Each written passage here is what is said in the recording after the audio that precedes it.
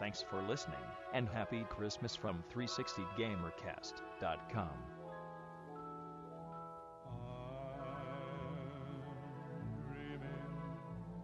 Of a white Christmas,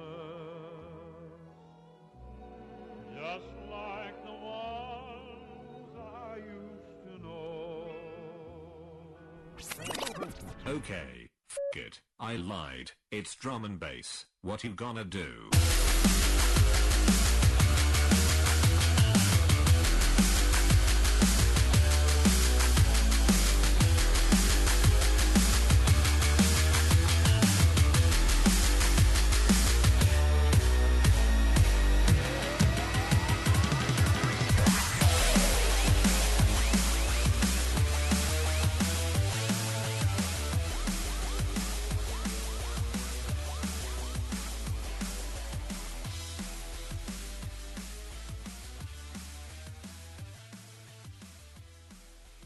Hello and welcome to 360 Gamercast episode 51 for Tuesday the 22nd of December 2020.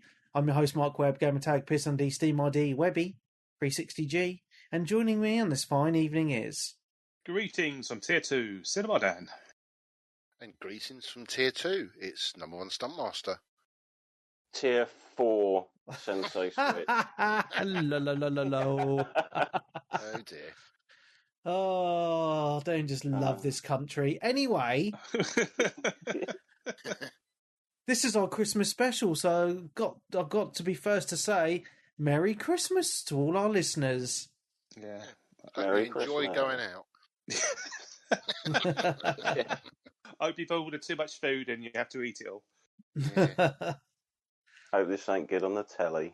Yeah. No, there isn't. No, there Just isn't. be gaming, mate. Well, Mrs. this Brown's is the Boys thing. There's twice going to be this year.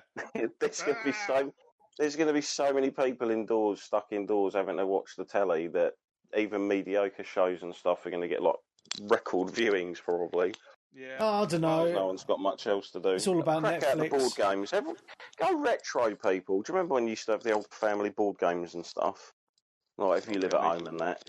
No, we'll just get the Switch out and play some Smash Bros or something. Yeah. Or just get really, really drunk and fall asleep. Yeah, sounds like a plan to me. Yeah, done. Eat too much food, pass out, done. I've got some retro games I'm going to probably put on. I normally get the Nice. Wii U out at Christmas. Do you now? Yeah. Call it. Because we play Mario Party. And Okay. there's quite a few...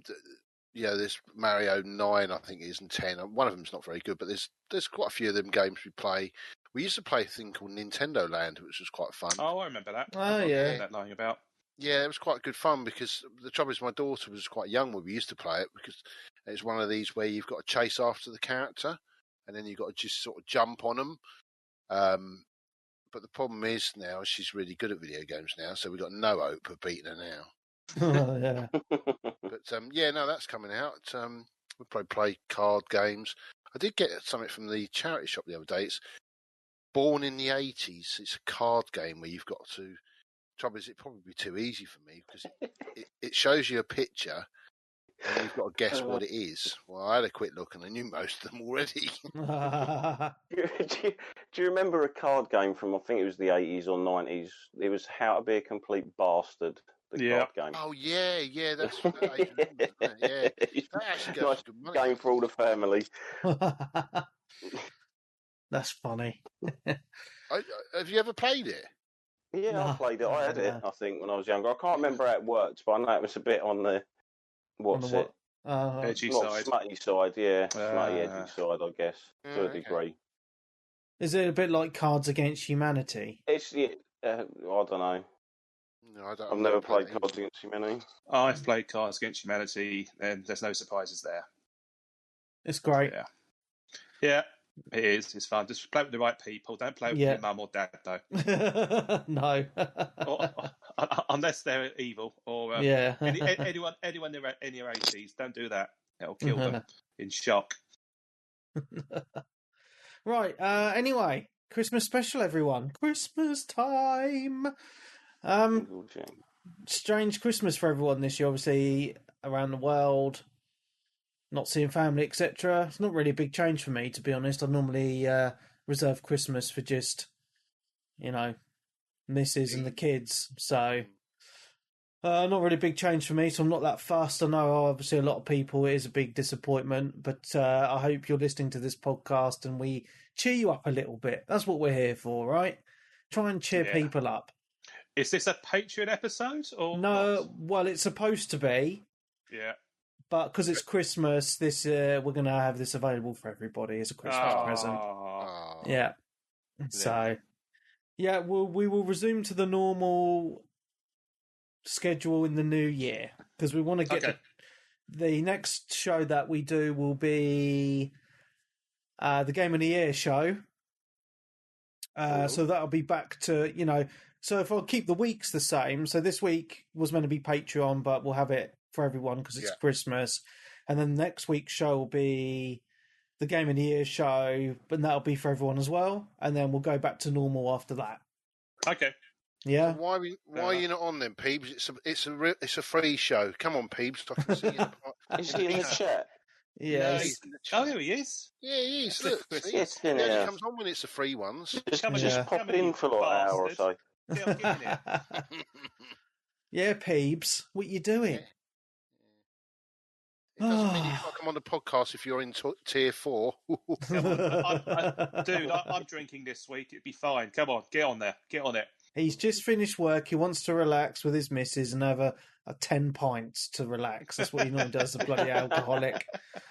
Yeah. A bottle of Malibu. Yeah, a bottle of Malibu, then he's up early again in the morning. Joy. Yeah, well, he better be on the Game of the Year show next week when we record. Has he played 5 games?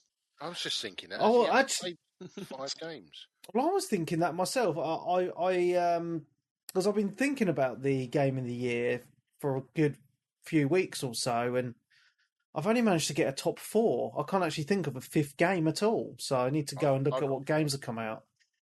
I know what people. The year has been longer than you think. Like, yeah. It always seems like it's over quickly, but it's not really. Well, what's really annoying is I haven't played Yakuza 7, and that would probably have been in the top 5, but... Well, you can bash it out in 5 days, can't you? I haven't got it, mate. I haven't got it. You didn't buy it then, no? No. I've asked for it for Christmas. Okay, well, you can still bash it out in 5 days from Christmas Day, Boxing Day, day after Boxing Day. All by the new year. Job done. Yeah. I saw it dropped in price because I went in game the other day and it was down to 34. So nice. Sold well. Yeah, well, I'm wondering when we're going to record this show. Because obviously we normally record on a Sunday, but obviously next Sunday's the 27th.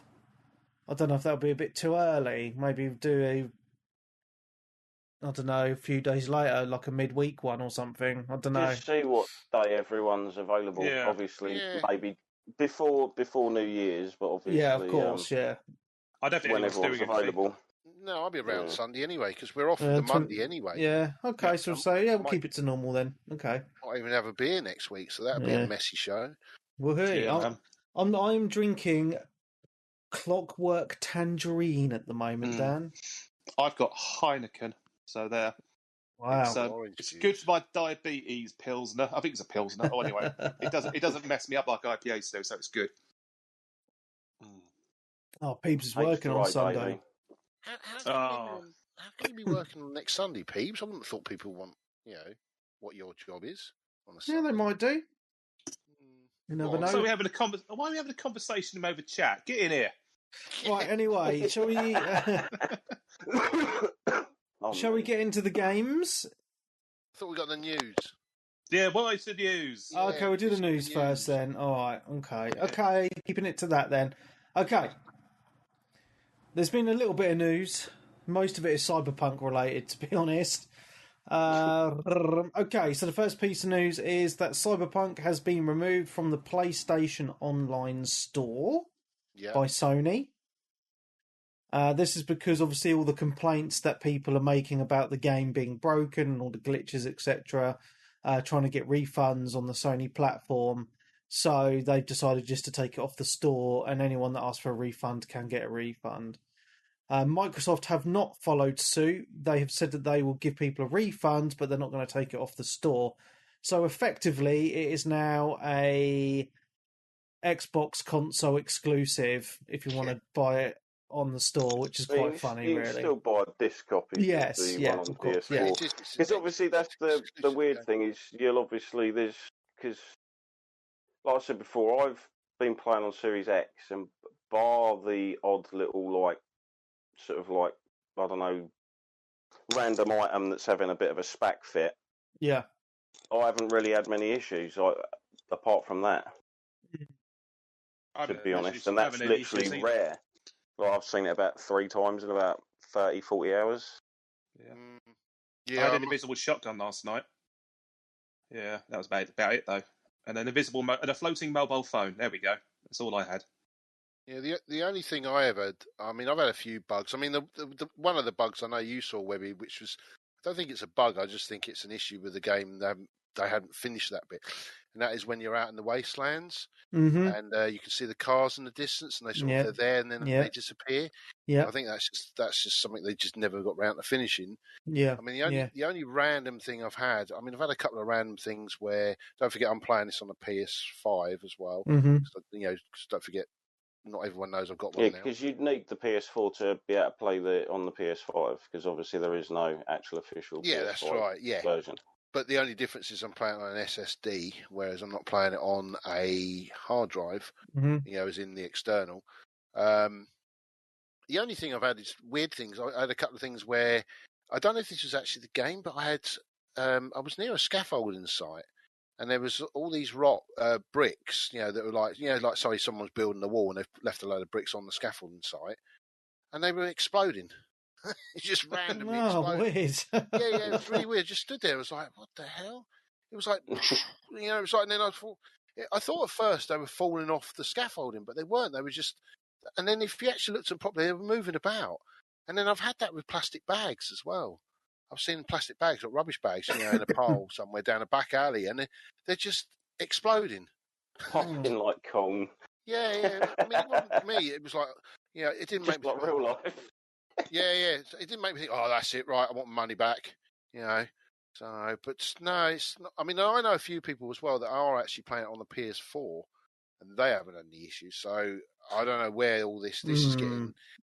Part of me is thinking, is this just... There are a lot. The bugs are all over. Like, you can't deny the. Well, I was going to talk about. I'm going to save it for when we talk about what we obviously, because we wouldn't talk about Cyberpunk when we're talking about the games we played. But I've had quite a few bugs this week when I've been playing it that I want to mention, but I'm going to save it for after the news. After the news. But they're being sued now, I hear. Yeah. Well, someone's offering their services so people can sue. Which is like Lionel Hutz from The Simpsons, basically. Yeah. Does someone want to give me money to try a case out? No win, no fee. That's the story, basically. It's ridiculous. Did you hear the other thing as well? I heard that popped up last week, that there was a load of people complaining that they got a refund, but they can't keep the game. Yeah, well, they're just idiots, aren't they? Really? Is this the world we live in now? You expect to get a game, you don't like it. Oh, I want to get a refund. Oh, but I still want to keep it though. I see that on eBay all the time. People buy something and then they go, "Oh, I'm not sending it back." Well, you ain't getting your fucking money back then, are you? You know. One thing I do want to say about Cyberpunk, about the glitches and stuff, is, you know, I've experienced a few, nothing game breaking or anything. I am wondering if the whole Cyberpunk issue has just been blown way out of proportion, because I've been speaking to like Colin, who's playing it on a base Xbox One. He's had a few issues, but it hasn't stopped him from playing the game, and various other people on social media on various console platforms are still vastly enjoying the game. So in my opinion, you know, this is no different. I'm not excusing it by any means, but is it any different to like the Bethesda games that have come out in the past that have been full of bugs and glitches when they launched and been fixed later on? You know, people did lay into them as well, right? Yeah, they did, but it didn't get to this point where Sony are taking it off the store. You know, people are up in arms. The company's losing, you know, billion wiped off its stock value and they're getting sued and all that. I mean, do you personally think it's that's such a poor state that should be happening? Because I certainly don't think so, from what I've played. The worry you have, right, is where does this set for the future now? Mm-hmm. Now, we know that Halo was pulled this year because that was officially supposed to come out this year. I mean, probably Microsoft are probably thinking, fucking hell, I'm pleased we didn't release this because we would have got destroyed. Yeah. Now, but the worry now you have is what happens to the next game that comes out, the next Skyrim that comes out? Are they now? Are now these developers now going to start to worry? Shit, we could get destroyed if we release this now, or is this a case of now we're going to? Mate, this keeps happening. It's going to keep happening in the future. Yeah. But nothing gets fixed. Just a cycle. Yeah, we talk about this kind of thing at least once or twice a year. Yeah, but it's got to stage. Seems like it. It's so bad now that the way people are, oh, this game's broken. I mean, I remember Days Gone when it came out. That got absolutely destroyed as well. It's like, right, terrible, game's broken, doesn't work at all. I can't play it. And the rest of it, even though it did work, it's just had a few bugs. I can't comment because I never played the game on launch. But it's got to that stage now where developers must start to worry now. They're releasing the game. They've got the investors saying, look, we want this game released at this date here and there. See, this is it. You've just hit the nail on the fucking head there, mate, in my opinion. Yeah. The developers, some of it's there, obviously, it is down to them, obviously, but it's also down to the fucking companies pushing the games out before they're finished and ready. Yeah. Now, obviously, you've heard this, obviously parts of the news, like the developers aren't happy that the game's been constantly sort of like pushed back and then forced out. Yeah. Like it was the fact it was pushed back 3 times is kind of like, yeah, this still needs work, this still needs work, this still needs work. Yeah. But yet the investors are like, no, we need our money now. We need the stock market to blah blah blah. In my ideal world, these studios should just be themselves, and they shouldn't have other people above them telling them what to do. Yeah, I completely agree. In my opinion, you know, we've talked about this before. A good, tasty product that people are waiting for, that's been left in the oven for the perfect time, and you bring it out, everyone's satisfied. Yeah. You rush it out to the table, people are going to be pissed. Yeah, because that's what people remember. Because you look at No Man's Sky, when that launched, it was all, it's No Man's Lie, it's a load of shit. But now, apparently, and then look at it, apparently it's really good now, but you still got a large portion of people that are like, well, that game's shit. I'm not gonna buy it because it was shit at launch. You know, it affects people, you know, forever. Destroyed, didn't it? I'm sorry to say, No Man's Sky absolutely got destroyed. All right, there's probably a little bit of fanboyism as well, due to the fact being it was a PlayStation exclusive, and you know what people are like in this day and age. Even if they don't own a PlayStation, or it's the same on the Xbox, they will go, oh, that game's the worst game ever. But they don't even have that console. They've never played it, but they will still slate it to bits because they want to destroy the console. You get it with, Russia Blood. Not Russia Blood. Rise, Son of Rome. Well, yeah. You know, that got absolutely destroyed. I thought it was a great game. Yeah, it was good. I liked Rise, Son of Rome. Yeah. It's fun. But again, absolutely destroyed, didn't it? Because it's an Xbox game. It was an Xbox exclusive. That's the problem now. We've got fanboys who've got so bad these days. They want to destroy the competition so that you buy their console. And it doesn't matter what the game is. They will try if it's not perfect, you know. But every game gets it these days. You know, it's I don't know. It's just gamers just I don't know. Sad, really. You know. Well, you get that as well with, obviously, like you were saying, the exclusives. That's just as well, like we've mentioned. Yeah. That's just them developing for like 1 or 2 platforms, maybe at most. This was for everything. Yeah, it was for 3 generations of systems. Yeah. And a PC, which is variable results depending on what you're running it with. Yeah, and that's the problem because we talked about this last week, right? You know, you look at the Witcher games; they were always made on PC first, and then they were ported over to console a little while later.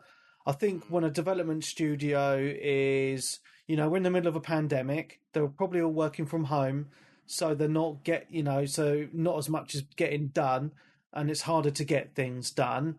That you're working on multiple platforms. you know, and you look at like the Xbox version, apparently the game knows when it's running on a Series X, so it runs better and all that sort of stuff. So there's a lot of variables that they have to, you know, that they have to put in as well. You know, it needed more time, and you know, and apparently because it leaked, there was like a conference call between the managers and the devs within CD Projekt Red, and the developers were saying, look, we told you before that it needed more time, but the management were like, no, we've got this December date now. It's been delayed from since March. It needs to come out. You know, and it was the wrong decision because they've lost a lot of goodwill. But again, I do think personally it's been blown way out of proportion because yeah, it's a buggy game and it is a bit of a mess, but I personally don't think it deserves the hate that it's had, to be honest. That's just my opinion. And when we get into playing the game in a bit, then you'll realise why we think it's, regardless of the bugs, how, you know, what we think of the game. Yeah. Well, I'm going to move on to the next piece of news anyway, because we're going to talk about... That took 15 minutes. Yeah. Right. Well, there's another little bit of CD Projekt Red news, actually. Oh, more? Fucking hell, you are spoiling us. Yeah, so this is about GOG, Good Old Games. It's actually owned by CD Projekt Red, GOG. So they own the app and the store and the website and all that sort of stuff. So they sell a lot of games on this store, mainly old games. But there was a game that came out a couple of years ago on Steam and then got taken down. And then GOG put out some stuff on social media saying, all right, this game, Devotion it's called, is going to be launched on our page today, on our storefront. And and everyone was like, yeah, we want to play this, yeah, okay. So I was like, cool. And then literally a few hours later, they put on social media, oh, we have now decided that we're not going to sell the game anymore. And then people were up in arms, giving CD Projekt Red more shit. So basically, the gist is, the short version of the story is, this game Devotion came out 2 years ago, launched on Steam. It's a Taiwanese-made horror game, and apparently it's a very well-reviewed horror game. Very scary. Anyway, there's a tiny little nugget in the game, which has now actually been removed by the devs, but it had a little bit where it compared the Chinese emperor to Winnie the Pooh. So obviously we all know that's a big no-no. You know, the Chinese aren't very... He looks nothing like Winnie the Pooh. Well, one's a bear, the other one's a bloke. Well, I know, but apparently that's a thing that, you know... Anyway, because of that, because of the backlash from the Chinese, it got banned worldwide. World-fucking-wide. Can't have political satire. No, but... like other people around the world don't get sort of like mocked and... Yeah. That's what commoners do. Mm-hmm. Commoners always generally mock people in power behind their backs to a degree. So anyway, just always happened. Yeah, I know. But anyway, so obviously Steam got big backlash when it took it off the storefront a couple of years ago. Kind of got forgotten about in the last couple of years. And obviously it's resurfaced because GOG said, oh, we're going to put the updated version of the game out, you know, which doesn't have the Winnie the Pooh stuff in it. But I think bowing down to Chinese pressure, they've decided to take it off the storefront. And I find that quite scary in a way, that China can kind of dictate to companies what games, what media can and can't be released world fucking wide, you know? Dude, do you know that I think it's Tencent, Chinese company, like they're big in like gaming, mobile gaming. Yeah, I know they are, yeah. Video stuff. They own quite a few stakes in a lot of game publishers. Yeah, I know. As well, like. Yeah, and that's what's worrying, you know. And that's what's worrying. So, I just thought to myself, you know, the developers actually came out and apologised, and they said, look, we've removed it in an update. But the Chinese are like, no, we don't want it on any storefronts worldwide. So all these companies have bowed to the pressure. So you can't actually buy this game at all anywhere in the world. I'm not entirely sure that's correct, but I'll do the reading. It is correct. It is 100% correct. Okay. I know my shit. Anyway, so the only way to get this game, unfortunately, is to pirate it. And it is a shame because, I would have loved to have supported these developers for a horror game. So I have acquired the game and I will be live streaming it at some point in the future. Yeah, it's kind of a weird one because obviously did you say that obviously they're a Taiwanese developer as well? Yes. So obviously there's a lot of friction. There is tensions, yes. I think that's probably more to do with it than. And be honest with you, with the Winnie-the-Pooh reference, it has to be. That's the reason why I challenged you, Webby, on it, because it doesn't seem to me that having a single reference and then removing it, I mean, they're doing it with the Monster Hunter game. They had a Chinese slur. It was the film, wasn't it? Yeah. In the film. But was it a Chinese slur? Because wasn't it a Chinese person who said it? Well, that's the thing. I don't know enough about it. That's the thing. That's why I'm not going to really comment upon it. But what I do know is that it's been removed, and they're going to try and relaunch it back in China now. But I don't think they're going to fly. But you're right. You upset China, and you don't do business with them. It's just simple as that. Mm-hmm. But yeah, I don't know if any. Yeah, sorry, Karen. I think with this regard, I think the fact that it's Taiwan, a Taiwan developer, it's just falls to the fire, and it's obviously this has been the catalyst in terms of holding them over a barrel to a degree. So there's there's a deeper political kind of thing going on here. I mean, Colin knows a lot about this, so maybe we should get his take on it once he's done some reading on it. There was a situation. I think it was about 2 or 3 months ago. Because obviously you've got the VTubers become very popular over the last couple of years, like Japanese VTubers and all that lot. Then, like recently this year, they launched like the English-speaking versions. So obviously, like Japanese streamers that can speak English perfectly, because it was kind of stressing a lot of the other tubers when obviously the English people coming in there and just constantly chatting in their chat boxes. Like the windows go really quick. And I think some of the Japanese people got a bit annoyed because it's like, oi, like, we're asking questions, what are you doing, sort of a thing. So they did that anyway. And a couple of them on a stream when they were talking mentioned Taiwan. That's all they did. They mentioned Taiwan as its own separate country, like just reading out listenings, I think, for the views of their videos. Mm-hmm. And China went mental. They went like after the company, the Japanese company, and basically said, right, you need to basically be banned because I think Tencent owns a stake in them. And like both of those like personalities or whatever received countless death threats and stuff online. Is it because China don't recognise Taiwan as a separate country? That's what it is. Yeah, they think Taiwan is theirs. That's the story, dude. Yeah, it's mad, isn't it? Anyway, we're going off gaming onto politics, but there we go. Video games! So yeah, there's definitely... Happy Christmas! Woo! Tier 4 motherfuckers! Yeah, but yeah, I mean, it is a shame that when real world politics interferes with our favourite hobby, 100%. Yeah, I will. Since we're talking about it, I will say it would.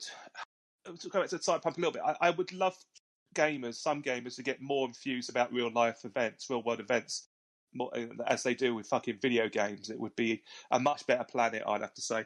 But I'll leave it like that. But video games are more important in my life, Dan. If you say so, mate. Fuck that, yeah. I was going to jack into the Matrix.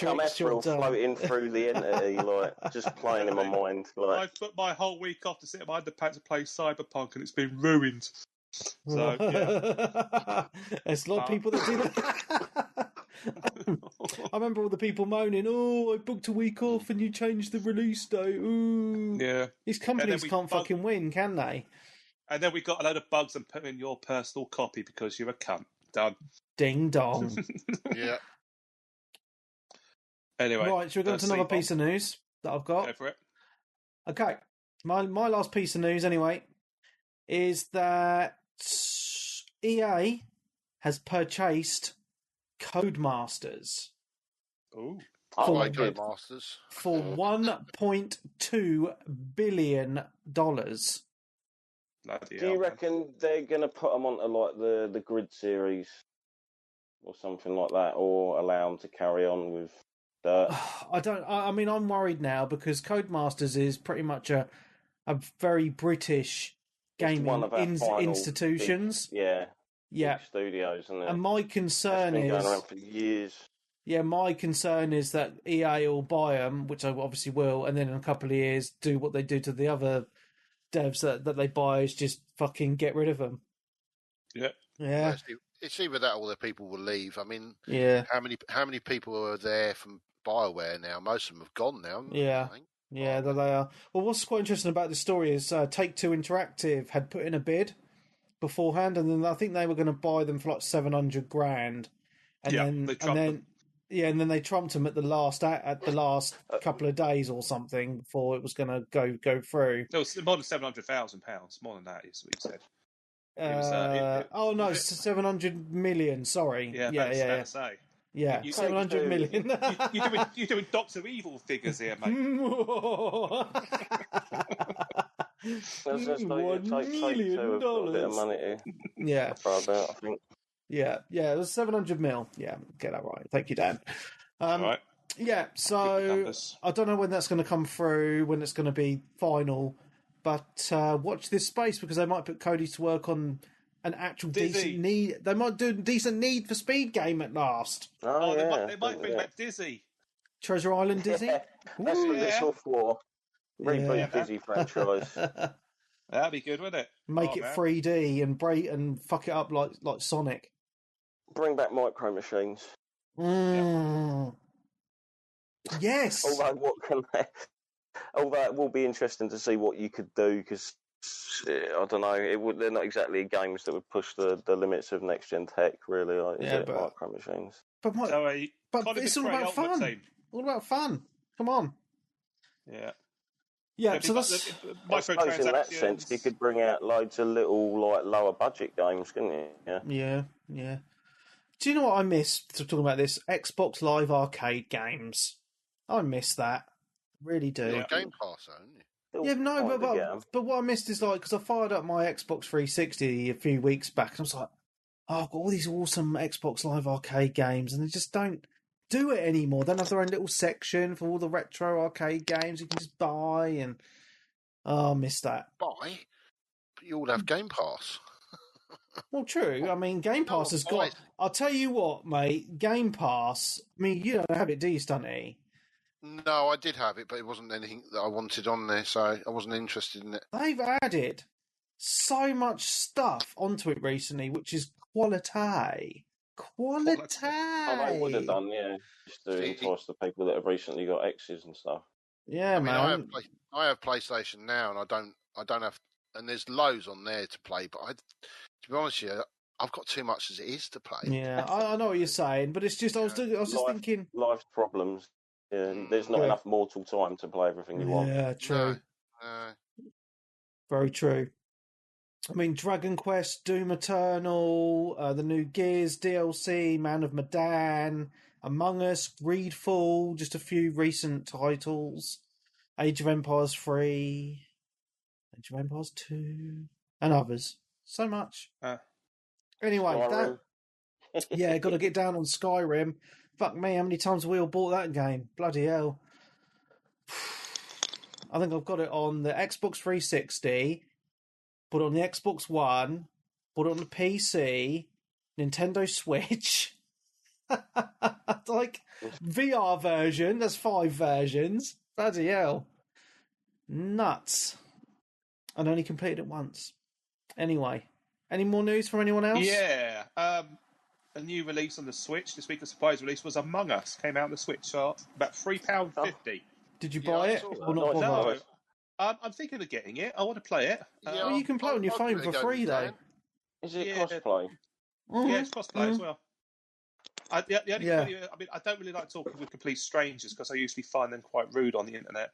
Yeah. Well, they just put it on Game Pass as well, so you can get Chivos on it. Oh. Yeah. So, which is annoying because I bought it on Steam a little while ago, so I've wasted like £2 or whatever it was. Oh, so is it on? I was on PC. I'm not sure it's on Xbox Game Pass. It's on PC Game Pass, 100%. It's coming next year, I think, for Xbox. I'll give you a game on it if you want, Dan. Yeah. Oh, I'll play as well, and my missus will play. Okay. So that's 4. Okay. You need 4. All right, I'll pick it up then for £3. Yeah. Okay. It's about £3.50ish. Yeah, it's fine. And then we'll do a night because I've always wanted to play it. We'll try and get some community involved as well, so we'll put it on the Discord and stuff. We'll do something over Christmas. Yeah. So if you're listening, I'll put something on the Facebook group, and I don't do Discord community group because there's so many people moaning on it. And doing mean jokes. Well, but that's where but that's where we'll do the voice chat. I know. So that's to go in there. Well, I'll put it in the. I'll just copy your Facebook post and put it in Discord. Okay. It's fine. Well, okay. Yeah, because I'm not on Facebook now. So, well, I am, but not the mode 360. You're AFK. Yeah, I left. Exactly. Yeah, he left because he's a moany old man. Yeah, too many idiots on there. I've been AFK for about 4 years. They are my brethren, my Facebook friends. Friends. Okay, yeah, we'll do that. Yeah, that'll be good. It'll be good fun. Okay. I'll be up for that. Cool. Nice. Oh, and what was another piece of news? Oh, I had a bit of piece of news in my mind, and it just went. I've got a bit more news. Another Split Switch related. I remember now. There was a surprise drop of some Nintendo's NES and SNES games a couple of days ago, which they didn't even fucking announce. Just came out of nowhere. Oh. I had an update on the SNES and NES online port or whatever. So I downloaded it, and you can play on the SNES version Donkey Kong Country 3, the Ignition Factor, Super Valis 4, Super Valis 4. So I'm trying to get my head around the Roman rules, and a game I've never heard of before called Hey Punk, Are You Tough Enough? Nice. So I'll be playing that later. And then on the NES side, there's only one game called Nightshade. So they're ticking up all these weird little oddities, which I've never heard of on both consoles, which is interesting. So they're available now to stream, not download on your Switch if you've got the online thing. So get on it. Cool. My last piece of news, which I just remembered, is all you lucky console people on Xbox have got EA Play on as part of Game Pass. Well, EA Play was meant to launch on Game Pass for PC on the 15th of December. 15th came, nothing happened, and then Microsoft put an announcement out saying it's now been delayed and it will happen at some point next year for PC. Saddy face. Saddy face. At least you have Cyberpunk that you can play, and it works. Yes. So shut up. Okay. I'm just being an entitled millennial, Dan. That's all. Are you a millennial? I think so. 1984 as one. You turned 18 apart. Yeah, okay, bloody hell, man. Yeah, I turned 18 in 2002. Bloody hell, man. Yeah. Yeah, you are a millennial. I know. Jesus. Kids. I know. Fucking kids. Fucking millennial. Gen X, mate. Gen X all the way, man. Yeah. How's the baby boomers going, Stunty? All right. Well, they're the ones that have all the money, aren't they? Anyway, any more news? That's it, man. Okay, it escaped. Okay, well let's talk about Cyberpunk then. Again, okay. We've all been playing it, so I'm not going to talk about it only 4 times. In a way. Yeah. So let's talk about it one time. We've all been playing it. Yeah. We're all playing on different systems, which is brilliant for discussing the differences, as we did last week. Yeah, I mean, I'm loving it. I'm 60 hours in now, funnily enough. And I believe, I know Elliot has completed it. I think that only took him about 30 hours to finish it. So I don't know what I'm doing. That's making it. Really finished it already. Yeah, he has. Yeah. Classic. I think he just burned through the main quest and did a few side stuff. But the thing that I'm finding about it, what I'm actually really enjoying about the game is I mean, the main story stuff is really well done. I'll just have to say I've done some of the main story stuff, and it has blown me away. Literally, I've come out of some of those main missions like, what the fuck is that? That was so awesome. No spoilers, of course. But what I'm finding myself doing is... so this happened to me last night. So last night I went on to Cyberpunk and I was like, right, I need to do more main mission stuff before the podcast tomorrow. That was in my mind. So I had a main mission to do, and I literally got to the place, and there was an elevator to go into, to go up to talk to someone for this mission. And I just got to the elevator. I was about to get in it, and then a person called me and was like, "Oh, V, I really need your help with this. Can you come and help me?" And I was like, thinking to myself, yeah, I want to do this side mission. It's going to be really, really cool.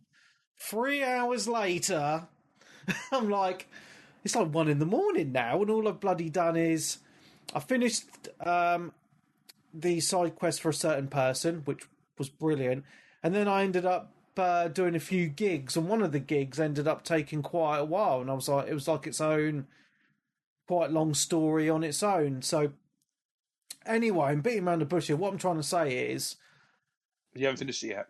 I haven't finished it yet, but the side stuff that you can do, the gigs, the side missions, the stuff for some of the main characters, they should be counted as main story stuff because they are that good. They really, really are. So I've done a few of them now. No, so done the man with his cock on fire. No, yes, I have. Yes, I wouldn't class that one as being. No. So there's a couple of the main characters. So like Judy is a primary example.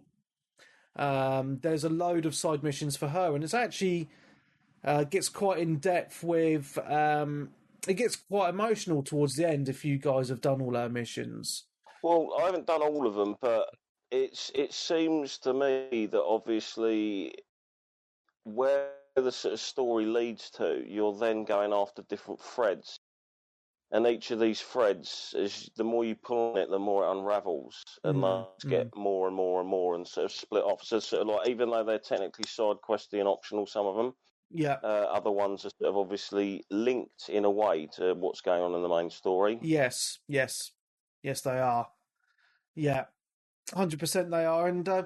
And the thing that I'm really liking about the game, I'm going to get into some of the bugs and stuff I've encountered in a minute, but is just how well realised the characters feel within the game. So what will happen is you'll be walking around driving or whatever, and they'll ring you and talk to you and ask you to do these missions or whatever, but in between, or even after you've finished missions with them, they'll like text you every now and again and send you pictures and all that sort of stuff, and you'll have and you can choose the replies and have text conversation stuff. So that friendship is still ongoing even after you've done all the missions for them, which I think is quite a cool thing, really. So it makes the world and the characters feel a lot more believable. Yeah, exactly like that. So say like obviously.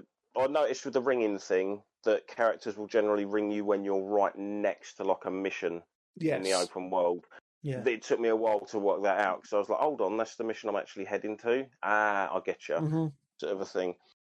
But yeah, so you'll be going around the world exploring and you're immersed in what's going on and everything anyway. And then you sort of go around, get a phone call, like you say, and you'll arrange to meet someone and you're like, yeah, cool, I'll go over and meet them. And when you meet them, the way they're waiting for you and they start talking and greeting, like you were saying with the character animations, it just feels natural. Yeah, it does. It all just blends perfectly to a degree.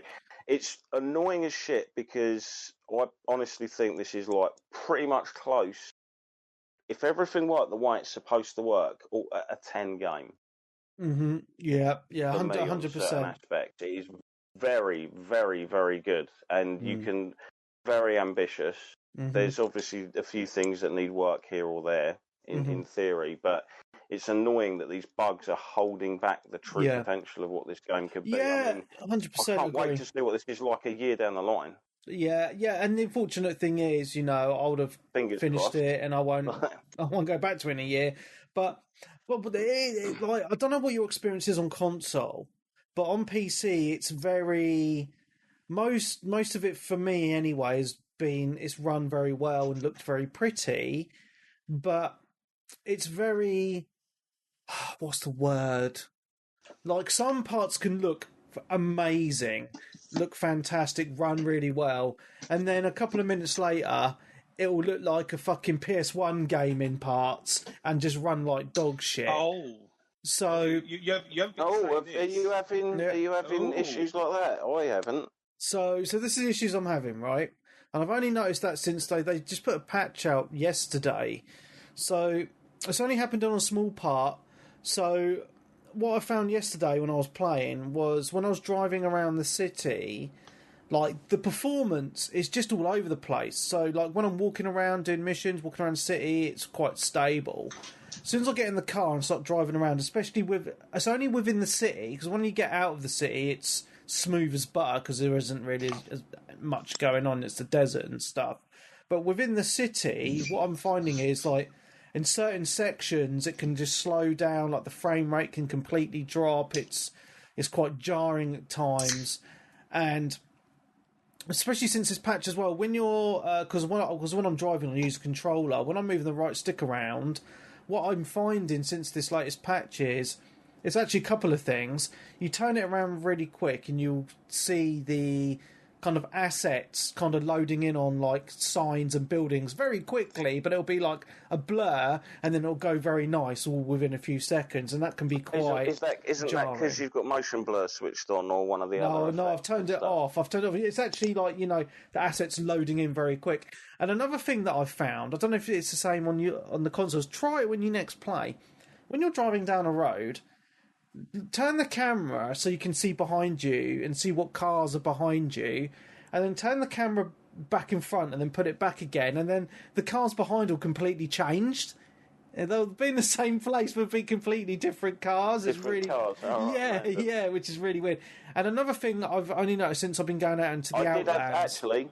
Go on. Yeah, the one thing that was weird yesterday, again, it only after this patch. Yeah. Sort of a thing. I had like an issue... I said where I noticed, obviously, like say floating objects and stuff. When people are talking to me, it's like they should have had that object in their hand, but it's like floating in the air next to them instead. I've had that. I've had that on a mission where the lady was smoking a cigarette, and it was like not in her fingers. It was like about a meter outside of her finger, and it was like moving. Where it's kind of not there. If that makes sense, it was really bizarre. Yeah, so I was good for your health. Yeah. Come out of a mission and it was night time, raining. One of the first times I've seen it raining at night, and it looked pretty hip. So I basically went off somewhere, saved, because I was just trying a hack. Yeah. And the numbers really went in my favour for the hack, so I just thought I'll do a reload.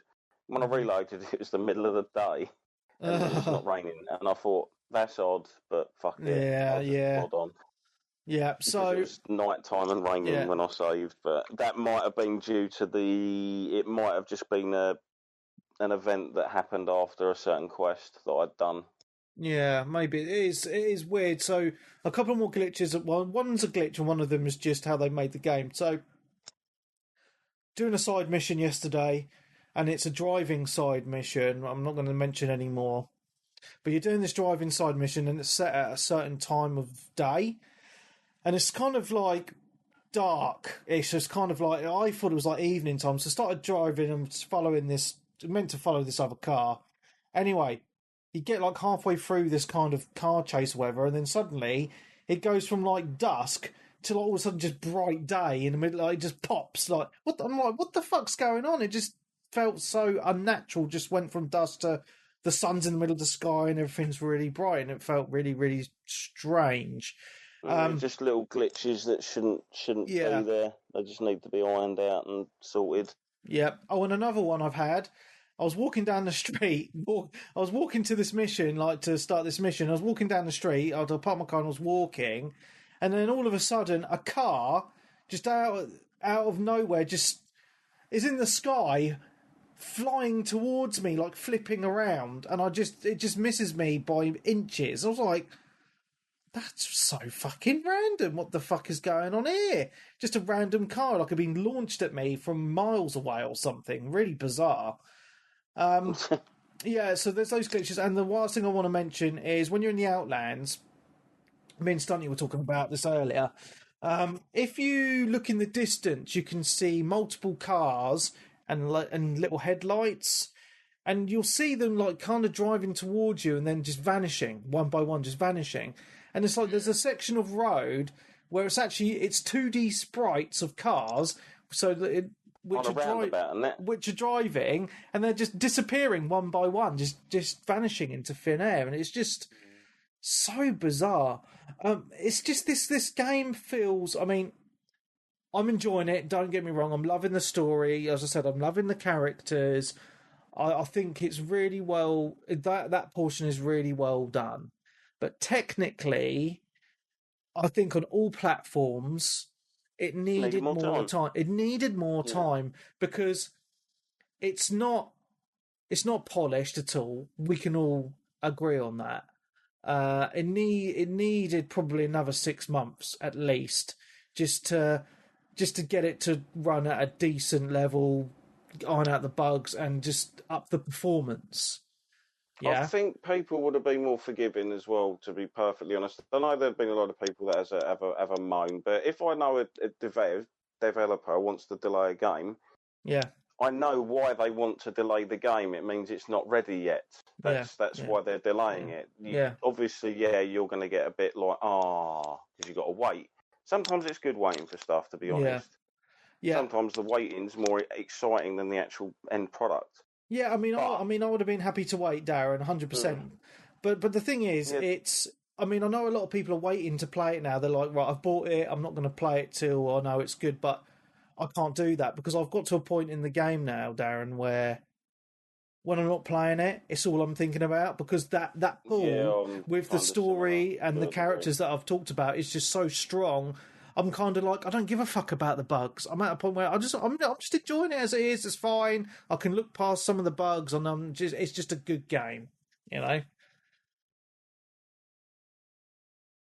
Yeah. Well, I was saying, just wait and see what it's going to be like when we've patched it and sorted it out.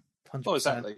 I mean, some multiplayer for a while. Some people have said, they put it down. Then they're going to wait for it to all be ironed out and sorted, or even wait to get an extra gen console before they actually start it again.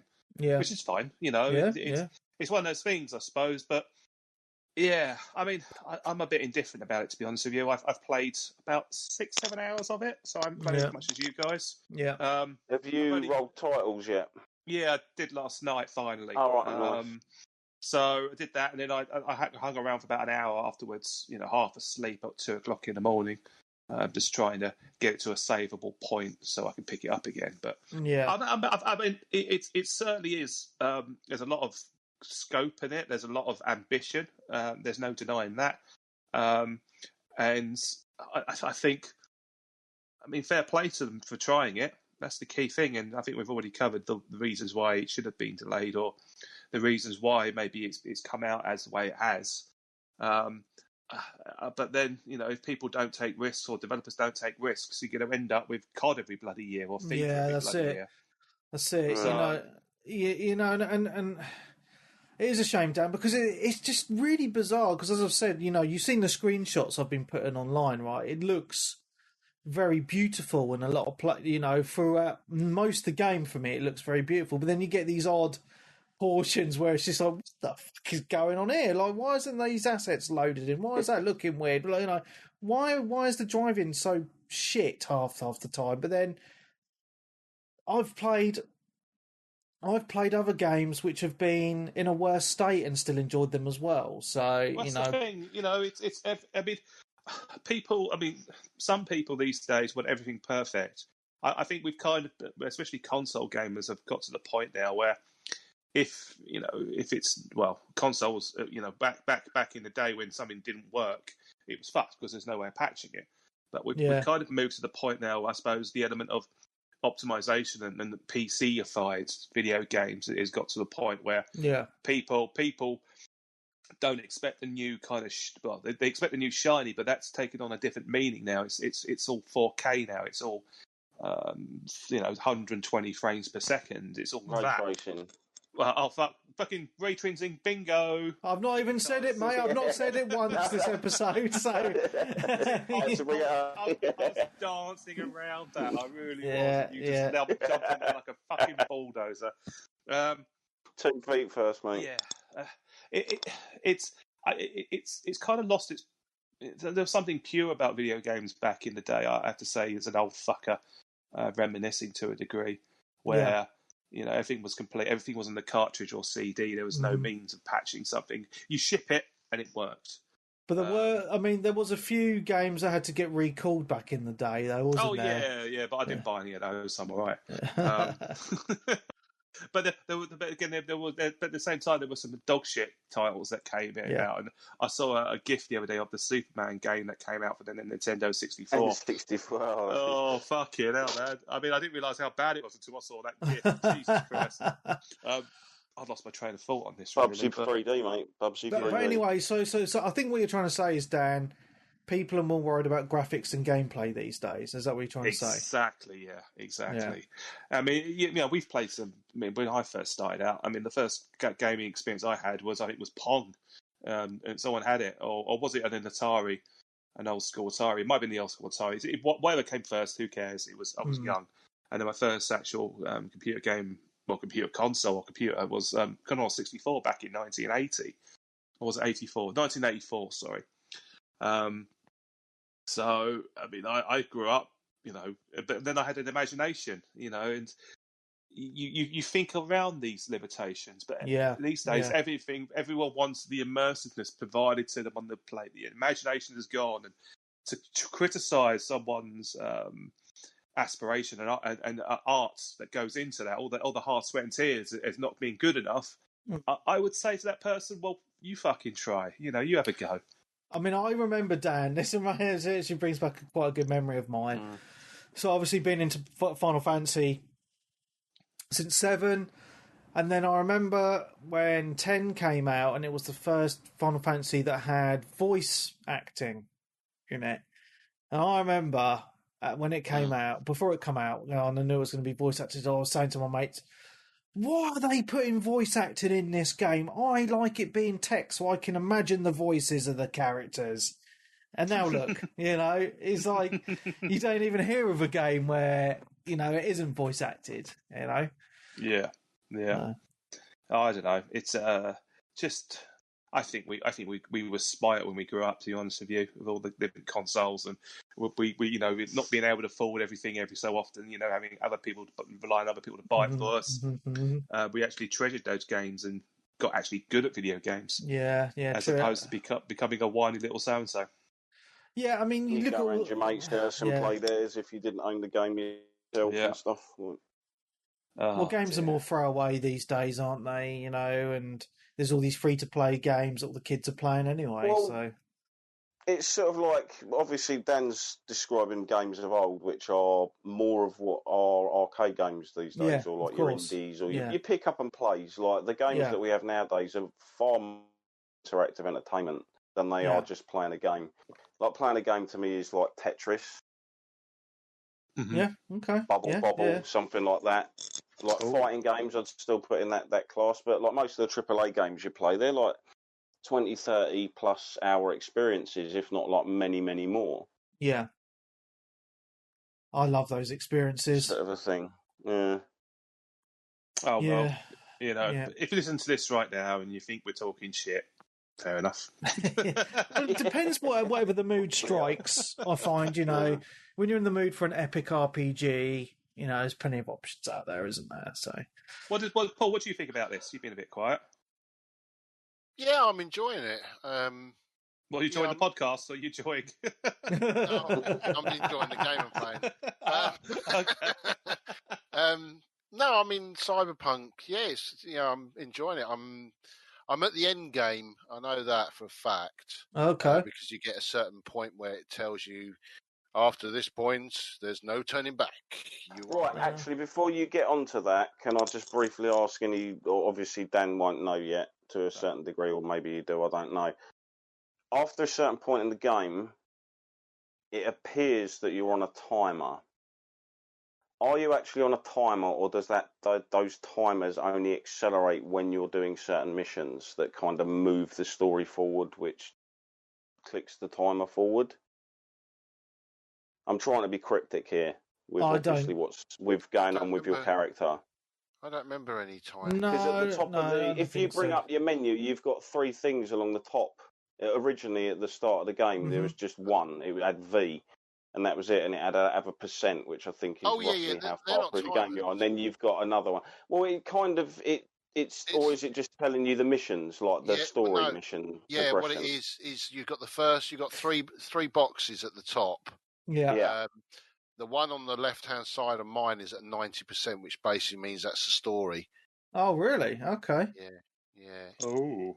Yeah. I think mine stood like 40%. Yeah. So I mean, I've done a bit of mixture. I've done main missions, side missions, give Pan Am one.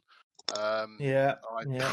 See, that was weird because it was in the tank, and I felt it was a bit disappointing. Yeah, but do you know what was annoying, which I didn't realise, is I'm not going to. I know it's a spoiler. I know it's a spoiler. Well, something happens in the tank. The next thing you know, I'm running around with my penis hanging out because I forgot to put some pants back on. Yes. Yeah, you got to put your clothes on. Yeah, because I forgot. I went and did a mission. And it was a side mission. I went into this it was one of these. This is a running theme with you, Paul. Yeah, I know it is. I went into this place. Do you know what? This mission actually reminded me of one of the missions from GTA, where it's a cul-de-sac, and you go into this cul-de-sac, and you've got all these arms dealers in there, and you've got to shoot them all dead. And I thought, how the fucking hell am I getting damaged so much? It was like, and then I looked in the menu and thought, bloody hell, no wonder I'm getting damaged. I'm running around with my dick hanging out. I wonder if we'll probably eventually get to the point in games where characters will actually recognise that and react to it. Yeah. Well, they shoot your cock. So, but, yeah, as I say, I've been doing that. I've done some of the gig missions. I did the Delamere. Oh, the Delamain, yeah. Delamain. I've done most. Well, I did most of I did all of the ones you had to collect the cars. That was quite funny, actually. Because he's got another one as well, which is really good. So, and I've got one. Yeah, go on. Yeah, and if you do it, you get something, which is quite worth having. That's what I'm going to say. And the only thing I did pick up, which was really cool, is there's a certain sniper rifle that's really good. Yeah. Yeah, it's a Pan Am one, isn't it? A Pan Am mission. Is it a tech rifle? Because I'm not a fan of the tech stuff, to be honest. I can't remember what it was. It's called an Overwatch. It's decent sniper rifle. Tech's the ones you have to hold the button down longer to charge the shots. No. I think it is actually, Sonny. I think that. I've never done that, to be honest. I just shoot them in the head. Yeah, same here. You can hold them down for a better. The only downer with that gun is the reload's a bit slow on it. But then I haven't done all the. In my skill tree, it's probably to do with that. It probably makes it a bit quicker. Yeah, yeah. Well, obviously, I always look at the fact of the slower firing the weapon, the more higher damage it's going to do. What level were you then? Like DPS balance. Who? You. I'm street key. What's it called? So there's 2 levels, isn't there? Your main level and your what's the other one called? Top of my head.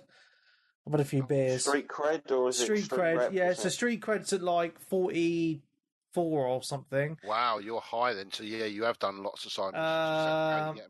And then my main level's only like 20 something, I think. Top of my head. Yeah. You've done quite a lot of the side quests, haven't you? Yeah, I'm loving the side quests, mate. I think they're some of the best part of the game, mate. To be honest. Yeah, I mean, the last thing I will just say on Cyberpunk is that. I love the immersion of the world. That's one thing I've never seen before in a game. Well, probably the only game actually I ever thought that was an old game that was as good as that was Hitman Absolution, which is where you were in a city and it was quite alive. There was people wandering around. But this just takes it to the next level, as in 3 o'clock in the morning, you've gone to the outskirts of the main of Night City, and it's just everything's closed. The lights are still flickering, the pinks and the neons. You've got a tramp sitting on the street there. You see the bags flying about in the street. It looks so good. It looks good, and you're right. When you're walking around, the streets are very busy. The roads are very busy. It feels like a hustling, bustling city. I love the verticality of it as well, because you find like some of the street markets, you have to go in the lift and you go up above, and then you can look over the bridges or whatever, and just look over at all the pedestrians and all the vehicles driving around, and it feels very alive. The one thing I will say though is one of the reasons why I do feel like it feels very rushed though is the AI of the cars and the people can be very just shit. Yeah, shit. Classic NPC. Yeah, so I've seen like NPCs just walking into a wall and not turning around. They're just kind of like trying to walk into the wall. Cars just not stopping for you when you're running across the road. They just run you over. That's the future, mate. Yeah, so it's... if you think about it. You're complaining about that's what happens over here. I'm getting told to fuck off all the time by random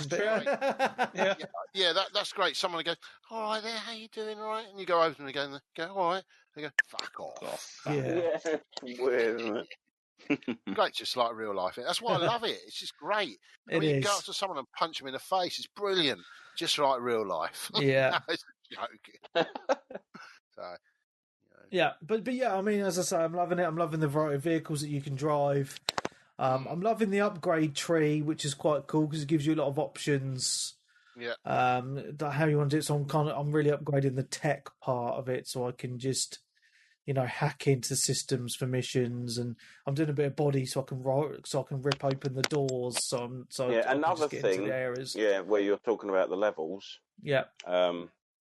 Because I was wondering why I'd stopped earning stealth XP. Yeah. Doing stealth takedowns and hiding bodies and stuff.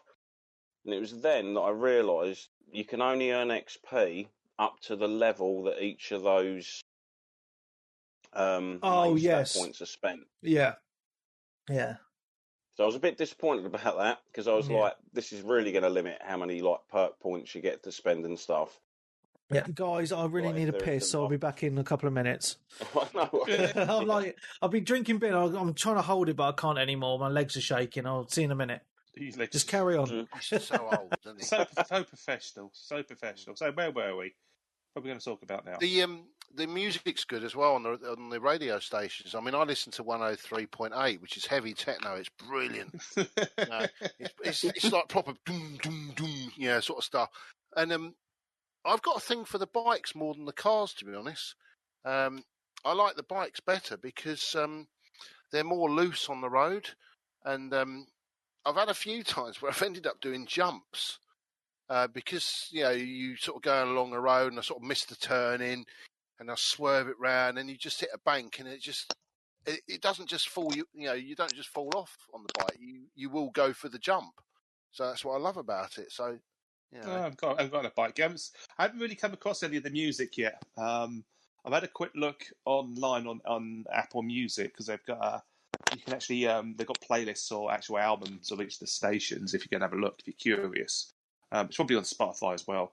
They wrote in a ton of original songs onto the soundtrack, which is interesting. So I haven't listened to any of that yet until I really started exploring because I've yet to really start exploring Night City. So I'm interested in that. We'll see. What else is there? I mean, that's about it at the moment for me. Other than, the gunplay is a bit... I'm not too sure about it at the moment. It's okay. It gets better with better guns. I thought the gunplay was a bit shit at the beginning. Yeah. But the better the guns get, it does get a lot better. I mean, you get guns which fire out of them. Some of the shotguns are great because you just go out and just blast them. And it's really. It's not just that you're given a variety of combat options anyway. Yeah. You can try and take a stealthy, techie route like pinging zones, so I can see where they all are. And my number one tip whatnot. Double jump. Get the double jump. Because you can get into so many areas. So if you want to be sneaky, that double jump gets you to a lot of areas that you can't normally get to. Yeah, there was a credit really hack on a roof that there's no way to get up onto unless you've got a higher jump or a double jump. Yeah. That's probably my only thing that lets it down for me, but then that's probably just me in general, is the stealth. I always struggle with stealth in first person. It's on and off. See, this is the thing, it's like I've basically been doing things like distracting the enemies with something, so you pull one away from a group, then when you know the others aren't looking, because you can still see their cones on the map after you've pinged them and stuff, to a degree, depending on how close they are to your proximity, cap them with a headshot. It's usually like, if you've got a sort, like, depending on how you play style, you can get like double headshot bonuses and stuff like that. So take him with a silence headshot, and then distract the other enemy away while you go over and you can just move his body. Or if not, you can even get hacks that basically you can make the person closest to you lose his eyesight for like 8 to 10 seconds, so you can't see. And you can do whatever you want in that time. You can get past or do whatever. There's been some right crafty stuff I've done in the game, chuckling to myself. That's brilliant. Like, even being able to, oh, sniper up there, is he? I'll just electrify your insides from here. I think, and he's down. Bloody hell.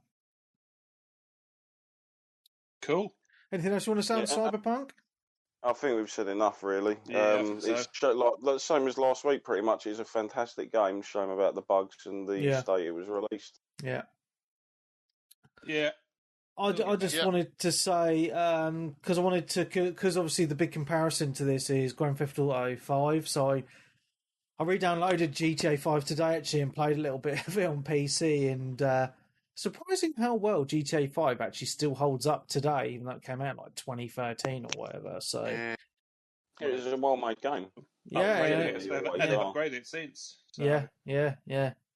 Runs well, smooth. The AI is fantastic. They just added some new DLC for the multiplayer. See, I was gutted. Apparently, I originally thought that someone said to me that they was adding like a whole new island. They are, like a casino island or something. Well, no, it's a heist. It's not actually a place you can really go and visit and wander around and explore. It's like a heist mission area. But they've introduced they've got a load of new soundtracks. There's the whole new radio station, and artists have added tracks to it as well. See, I think that's cool. I think that's a really cool thing to do. Yeah, with that. Yeah. I mean, they're still going to be porting it over to. Well, aren't they giving it to PlayStation at least 5 PS Plus members, like the beginning of next year, like the multiplayer? It's making them a ton of money, isn't slightly enhanced. They don't want to let that cash cow go. It's the goose that laid the golden egg, mate. You're not going to want a little jack climbing up your beanstalk and taking that away. I'd love to do some heists on that again. That'd be really, really fun. But I don't really know anyone who still plays it.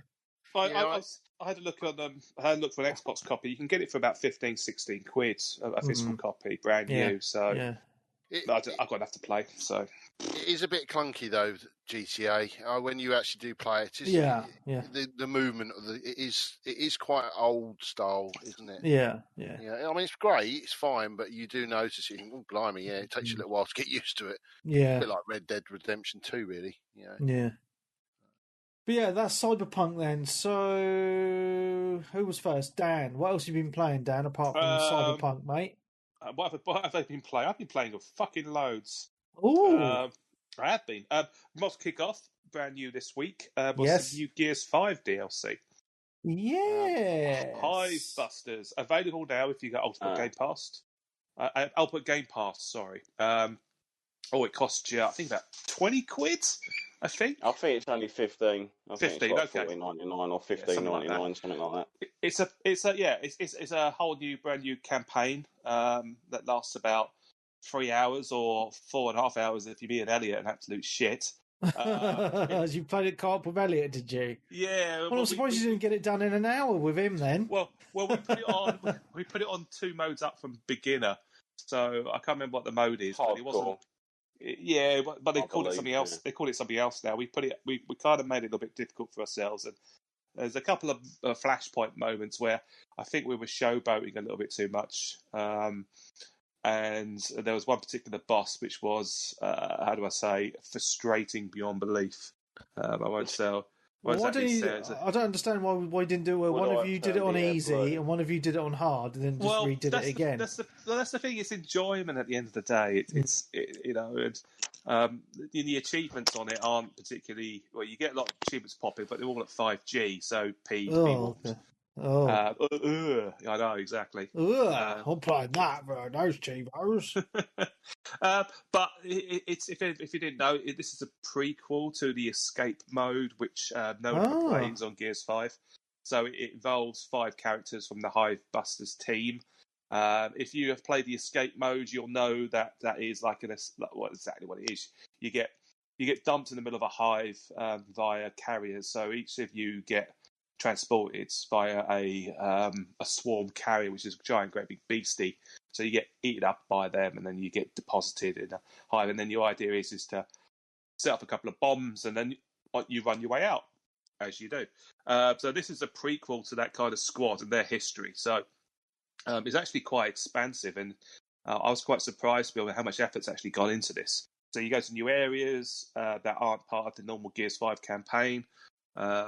Most of Gears 5 campaigns actually in the snow. This is like jungles and temples and underground and stuff, and lots of lava. I'm not going to say too much other than that.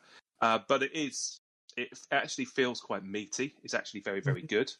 I really enjoyed it. I really did. There's some good character dynamics, and it feels like a good, substantial, well-made piece of DLC, as opposed to some of the throwaway stuff, which is basically extra missions and shit.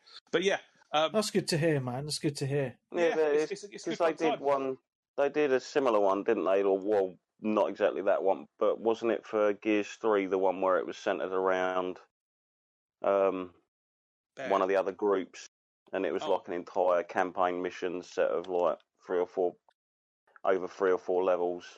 Probably, I can't remember, man, but probably, yeah. I think you're right, yeah. Was it Rams something or other? You thought Ram in it? Oh, Rams Rampage. Rams Revenge or something like that. Yeah. Yeah, ramming it up your arse. Yeah, as you say so. Well, it's fine, floats your boat, mate. Yeah, it's good. I mean, I finally recommend if you got Ultimate Game Pass. Grab a co-op buddy or do it on your own. It's up to you. Friend, and it's got a nice storyline, and there's some nice scenarios or tough scenarios. And I'm not going to ramble anymore, but it's more Gears, isn't it? So Gears with beers. I miss that. Yeah. Well, I've been playing a lot of Gears this past week, an awful lot of multiplayer Gears. So I'm currently ranked Lieutenant's rank 5, I think. In the current operation / season, whatever you want to call it. So I've kind of become invested on that. I haven't spent a single penny on this game, apart from obviously the paying for Game Pass. There's none of the boosting, nothing like that. And I'm really getting stuck into it, doing my stars, unlocking all that, doing my daily objectives, all the season objectives, all that shit. It's really good. I'm really enjoying it. Not getting too frustrated, if I'm being honest with you. You come across some really, really good Gears players, and you know the type. And you can see them just bending the rules, and you're like, Jesus Christ, how are you doing that? Because Gears is clunky, don't you? So I've been playing a lot of that. Elsewhere, I have been playing this week. What have we got? A bit of Hyrule Warriors. I've been getting stuck into that a lot. And yeah, nice. That's. I mean, it's so fucking good. I didn't really get on with Fire Emblem Warriors, which was the Fire Emblem one, mainly because I'm not familiar with the characters, and it was a little bit too samey for my liking, so there wasn't really that much emotional investment. This, though, is some Lord of the Rings type shit. Jesus Christ. It's really, really fucking... You get the sense of scale, what's going on in Hyrule in terms of war and battles and shit. Really, really, really liking it, and it gets a bit gnarly. I mean, I'm getting to the stage where there are some surprises coming up, which... some of the characters you come across and can play as is really, really cool. So I I'm not sure how long this game goes on for. I'm not sure. I'm about halfway through. I think I might be. I don't know, but I'm going to keep going. Cool. Pick it up, and as I said, do a half-hour, 40-minute battle every now and then. I can see it on the screen right now, and I'm getting, I want to play it now. It is. I mean, the good thing is when you start playing it, you think it's very samey, but then you kind of unlock more characters, and you can actually get more combos and moves. You've got the. It's the same thing with like the Dynasty Warriors. Like for a lot of people, you look at them and it's like it's samey and stuff, but. Like you're saying, when there's a connection, like when you know the storyline behind those characters that are kind of loosely based on real events and a book that inspired the whole thing, it just brings more extra to it. And with, like you said, the plethora of characters and unlocks and things like that, it's almost like the game that's constantly giving. Yeah, it does. And you can pretty much max a character out until they're like godlike to a certain degree, and then you're like, oh, I've done that. What else? Oh, I know. I can try one of the other 80 characters or something. Well, the thing is, the character moves and the character fighting styles are radically different from each other, and they're not even. Definitely will be for that. Yeah, they're not even similar. I mean, you can play as Zelda. She flings around like magnets and fucking boulders and all sorts of crazy shit. And there's like best describe someone who's into, I suppose, like ninjutsu or something similar. They got a big what's it got? A Zori, and obviously a Birdman who's a bit of a snob. I haven't played him yet, but he can fly. Apparently, he can fly around the arena, so it's sweet. And there's a couple of kind of like Divine Beast sections as well, where you can play as the Divine Beast and just blow up miniature people, and it's fun. And they come so often, so they don't really get too samey. So if you want more Zelda Breath of the Wild, it's not that, be warned, but if you like the characters, like the world, like the graphics, I mean, you can see it on the Twitch stream at the moment. It looks absolutely phenomenal. It really does. It's just a really, really lovely special game. Been taken, but then exactly you expect that. Like, to be honest, like, because of what they are, you obviously can't push limits too far, otherwise you'll end up running into tremendous amounts of slowdown and other such issues because of the amount of characters you have to have on screen to make it feel more epic and more enjoyable. But with it being a Nintendo game as well, on top of that, like, you know that was it the old-fashioned Nintendo seal of approval, isn't it? Yeah. Exactly. Like, still generally one of the best producers of games on the market for games running and playing exactly as they. Yeah, you won't find Nintendo pushing out a game that needs a day one 50 gig patch for it to fucking work. And I have to say, there has not been one patch on this whatsoever. Wow. It's launched as this, and it's like, it's beautiful. It's a beautiful thing, man. Yeah, from obviously the early games through to the 360, which is pretty nice. I finally got really happy with, when sort of games are like, this is kind of how I imagined it was going to be, like years down the line. Was Samurai Warriors 4. It obviously looks slightly dated now, but for the time it was like exactly what I wanted. Nicely crisp, defined characters, the voice acting, real fast, fluid gameplay, and it just looks a lot better than it did last gen. Yeah. Sort of a thing, and they always seem to continue to deliver, and they're obviously learning all the time because they've now done quite a few Warriors games that are from complete other franchises that aren't the Dynasty, Samurai, or a Rocky series. Is that that upcoming Persona 5 one by them as well? Because I pre-ordered it. It is good.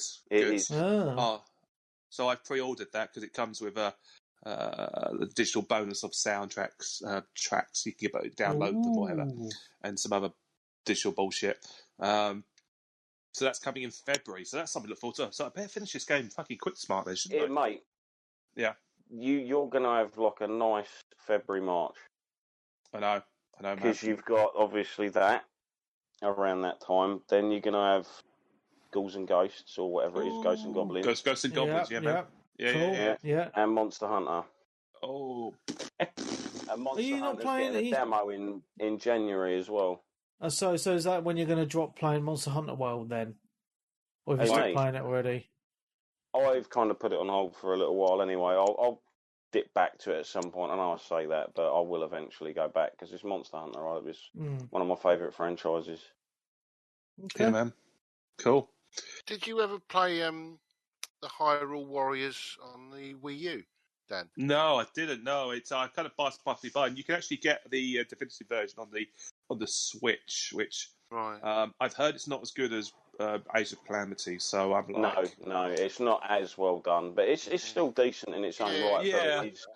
But it is a port of a Wii U game. Yeah, maybe something in the distant future. It's not my immediate playlist because obviously I've got the prime rib steak, ribeye steak to consume at the moment. But we'll see if I want to go back to it and it's cheap enough. I find a cheap copy for about 20-30 quid. I will do. To wait and see, but it's holding its price quite nicely. Well, Switch games do, don't they? It's kind of weird. Like out of all of the not systems, like fucking Ubisoft. You see that Phoenix Rising game's got a discount already. It's only been out a couple of weeks. What did I? I'm not sure if I said it on this podcast. I said it. I must have said it somewhere. I know I did. I mean, probably one of our chats, and it's what Ubisoft do.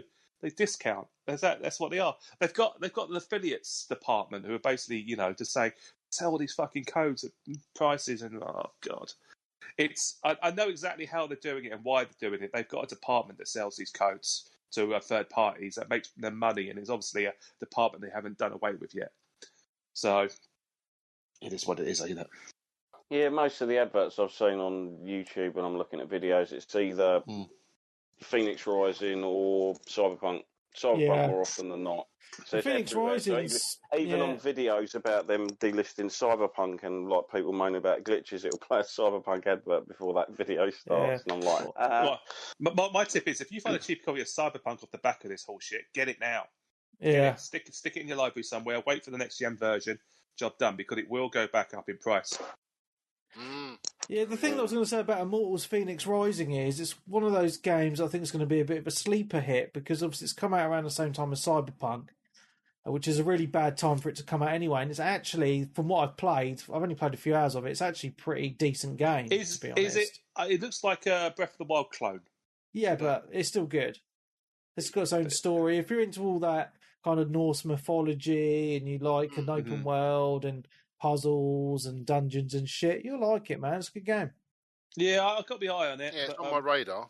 So, I think a lot of people will pick it up, but it'll be like when it's sort of like in the sort of cheaper range. Yeah. One of those ones a lot of people get a bit later on. Everyone's burnt through their Christmas games, hits New Year, and it's like, right, what's next? Oh, I missed that. I'll grab that in the sale. CD key. Be on CD keys for Fiverr soon, so don't worry about it.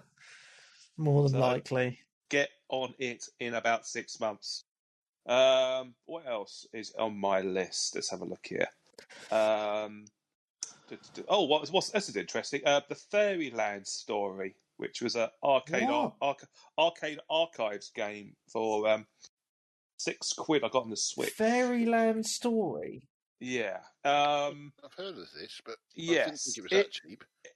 Well, it is. It only came out about a week or two ago. It's a Taito coin-op conversion. It is literally the game that came before Bubble Bobble. So the history. I mean, I wasn't aware of this until I read some history. When I saw it on the shop, I went, "Oh, that looks interesting." Of the pedigree, obviously. So I did a bit of research, and it literally came before Bubble Bobble and wasn't a hit. So they took parts of that and kind of remixed them, and Bubble Bobble became the game this was. And when you play it, it is literally the DNA of Bubble Bobble. It is. Some of the levels look very, very similar. You basically play a little like wizardy character, and you jump up and down, and you basically zap bad guys into fruit, I think, or something like that. And then you have to drop them off the platform in order to kill them. So the mechanics are slightly different, but the whole premise is very similar.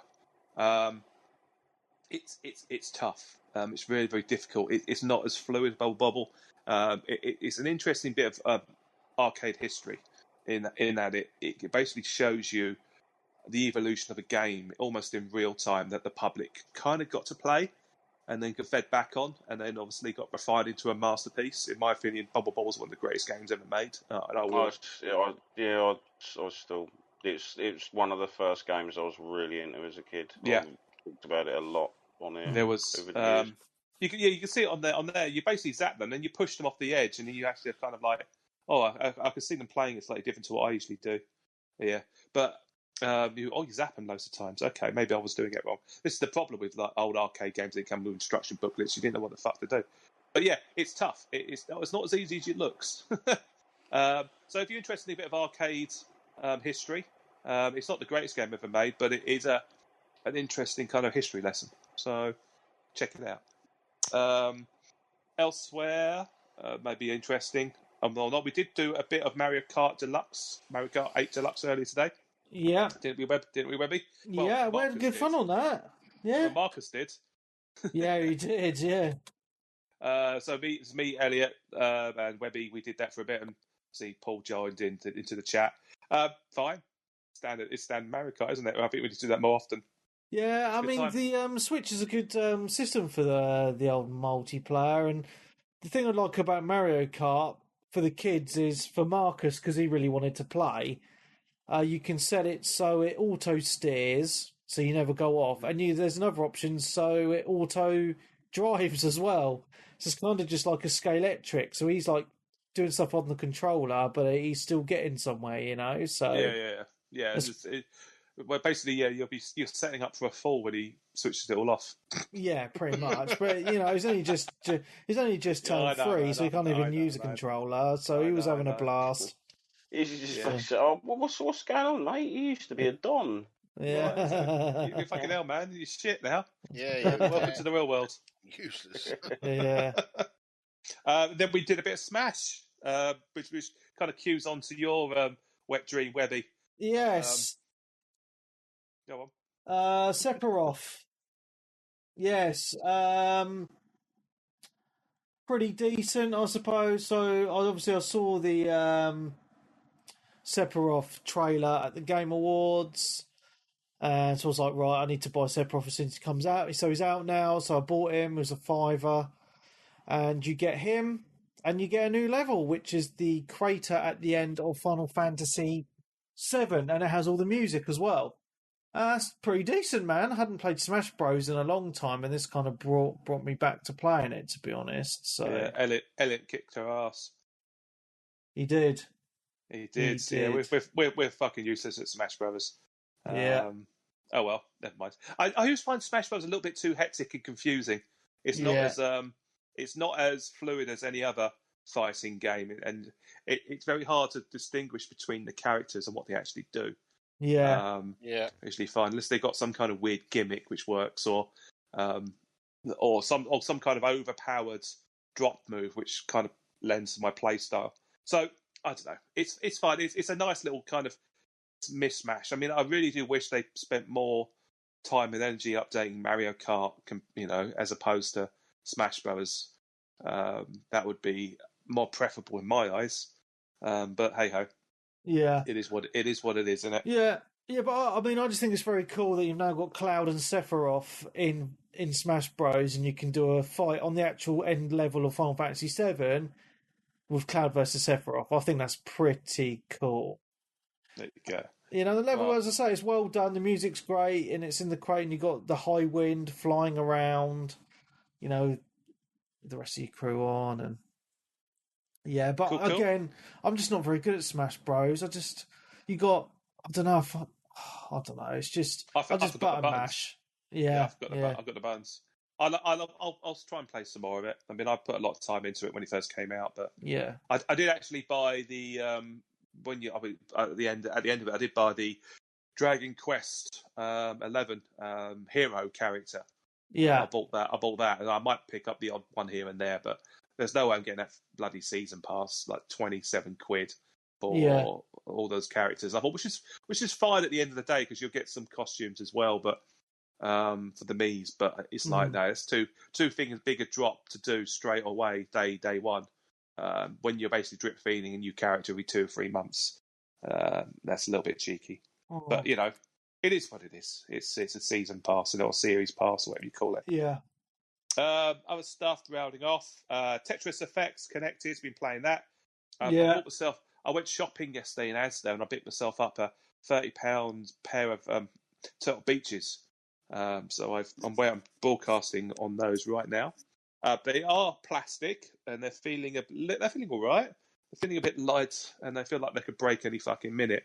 We'll see how we get on, but I played Tetris Effect on them and it is glorious. It's beautiful. Yeah, the soundtrack is great on that. Yeah, I have to say I'm still number one on one mode. Another mode, I'm not quite there yet. I need to do a little bit more work. Yeah, sorry, you just got those recently? Yeah, yesterday. Yeah, you'll have to see what Cyberpunk's like. Yeah, I was playing with them last night. They're all right, actually. It's all right. I was playing Gears on them earlier and I can hear the footsteps around me, which is interesting. It's made me less aware still because I get really nervous around me and I'm like, what the hell? Someone's creeping up on me, but it's usually a teammate.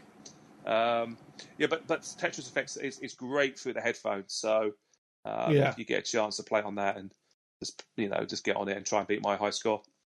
Cool. Yeah, Cyberpunk's really good with headphones on because I've played it quite a lot. Yeah, it is. Yeah, it's banging out techno. Banging, man, banging, nice. And then finally, almost finally. Yeah, finally, we did finally.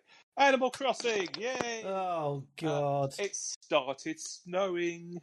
It started snowing in my island now. I can make snowmen or snow boys, as they're called, which is a bit odd. You have to roll two balls together and at the right size. Roll two balls together at the right size of each to make a snow boy. Happy, and he gives you a snowflake recipe in the snow with a large snowflake, which sounds like a cocktail or something.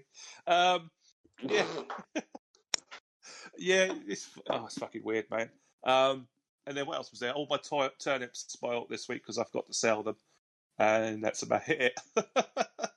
Yeah, I've been playing that. I'm literally less than 10 hours away from doing 500 hours this year, and my aim is to get those 10 hours done by the 31st of December. I think you manage. I think I will. So, yes, the plan, that's all done. And then onwards and upwards for next year. There's Toy Day on the 24th of December, so I need to knock that out of the park early doors before I go in my two-tier status to my social bubble to spend Christmas with. Oh, so, yeah. I'm actually strange enough, my Christmas plans haven't changed at all, but I do really feel sorry for everyone else. I still Are you doing Christmas de la Soul then, are you? Well, I'm doing it with some friends who are in my bubble. Actually, I went to see Wonder Woman with them the other day. Oh yeah, what's that like? A massive cheese fest. What, good still or not? Yeah, I enjoyed it. I enjoyed the first one. Enjoyed it. I think the best thing to probably say about it, if you grew up with the Christopher Reeve Superman movies, it's got that kind of vibe about it. Well, not Superman 3. Maybe I don't know. No, not Superman 3 or Superman 4, but it's got that kind of optimism about it. In a much kind of more broader, low-level satire about the 80s, I guess. Okay. I'm dancing around this a little bit, but it's fun. It's not the greatest superhero movie ever made. That's Spider-Man 2, in my opinion, still. But it does borrow a lot from the Christopher Reeve DC movies, Superman movies. So, check it out. I think it's coming out. If you're in Tier 4 still, you can't get to a cinema, you can get it on premium video on demand in the UK on the 13th of January. But if you're one of those posh knobs in the United States, HBO Max is the way to go. What's this film called again? Wonder Woman, 1984. What's it on? You say coming out in January. What's it on? Premium video demand. So be on Amazon, iTunes, whatever. Like Google. Right? Yeah, I got you. Yeah, it'll cost you January.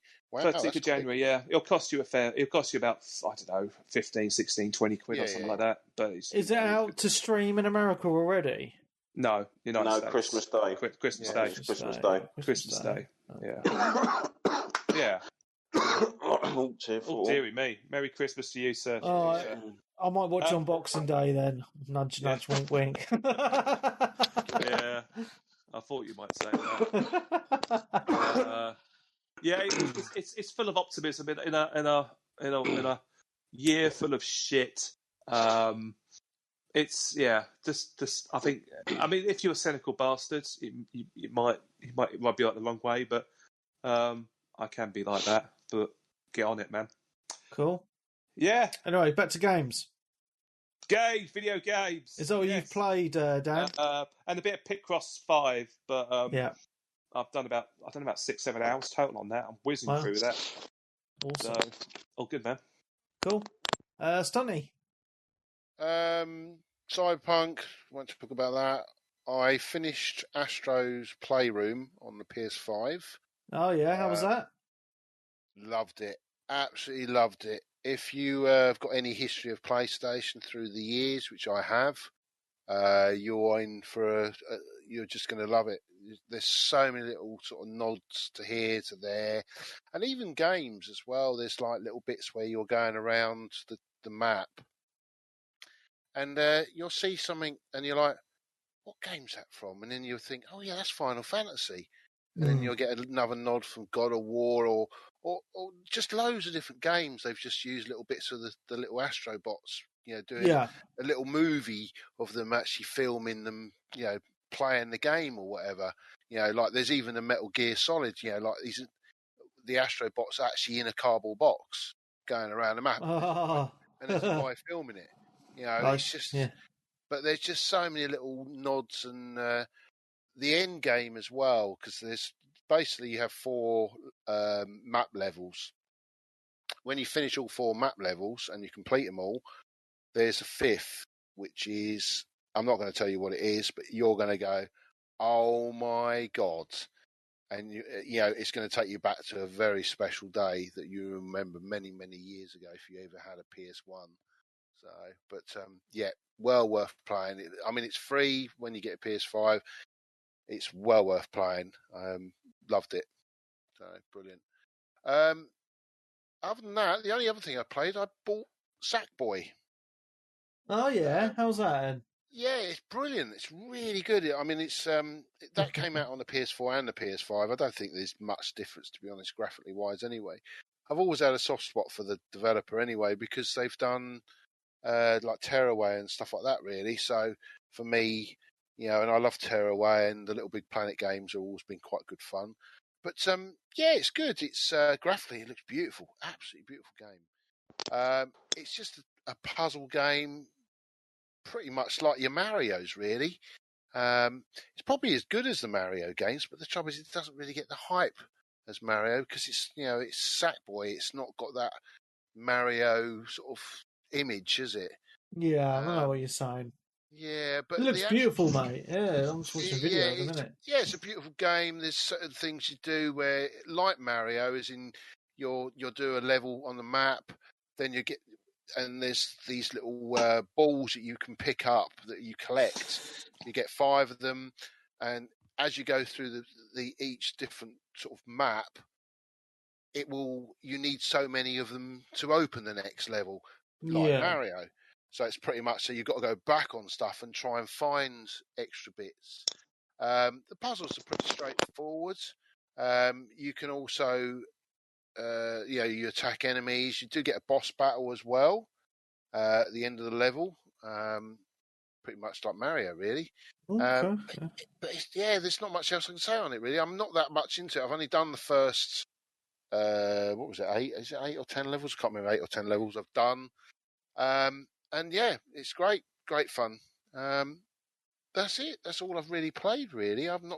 Cyberpunk's just dragged me away from anything at the moment. Yeah, I understand that. But I did go back to Ghost of Satsuma this week. Satsuma, yeah.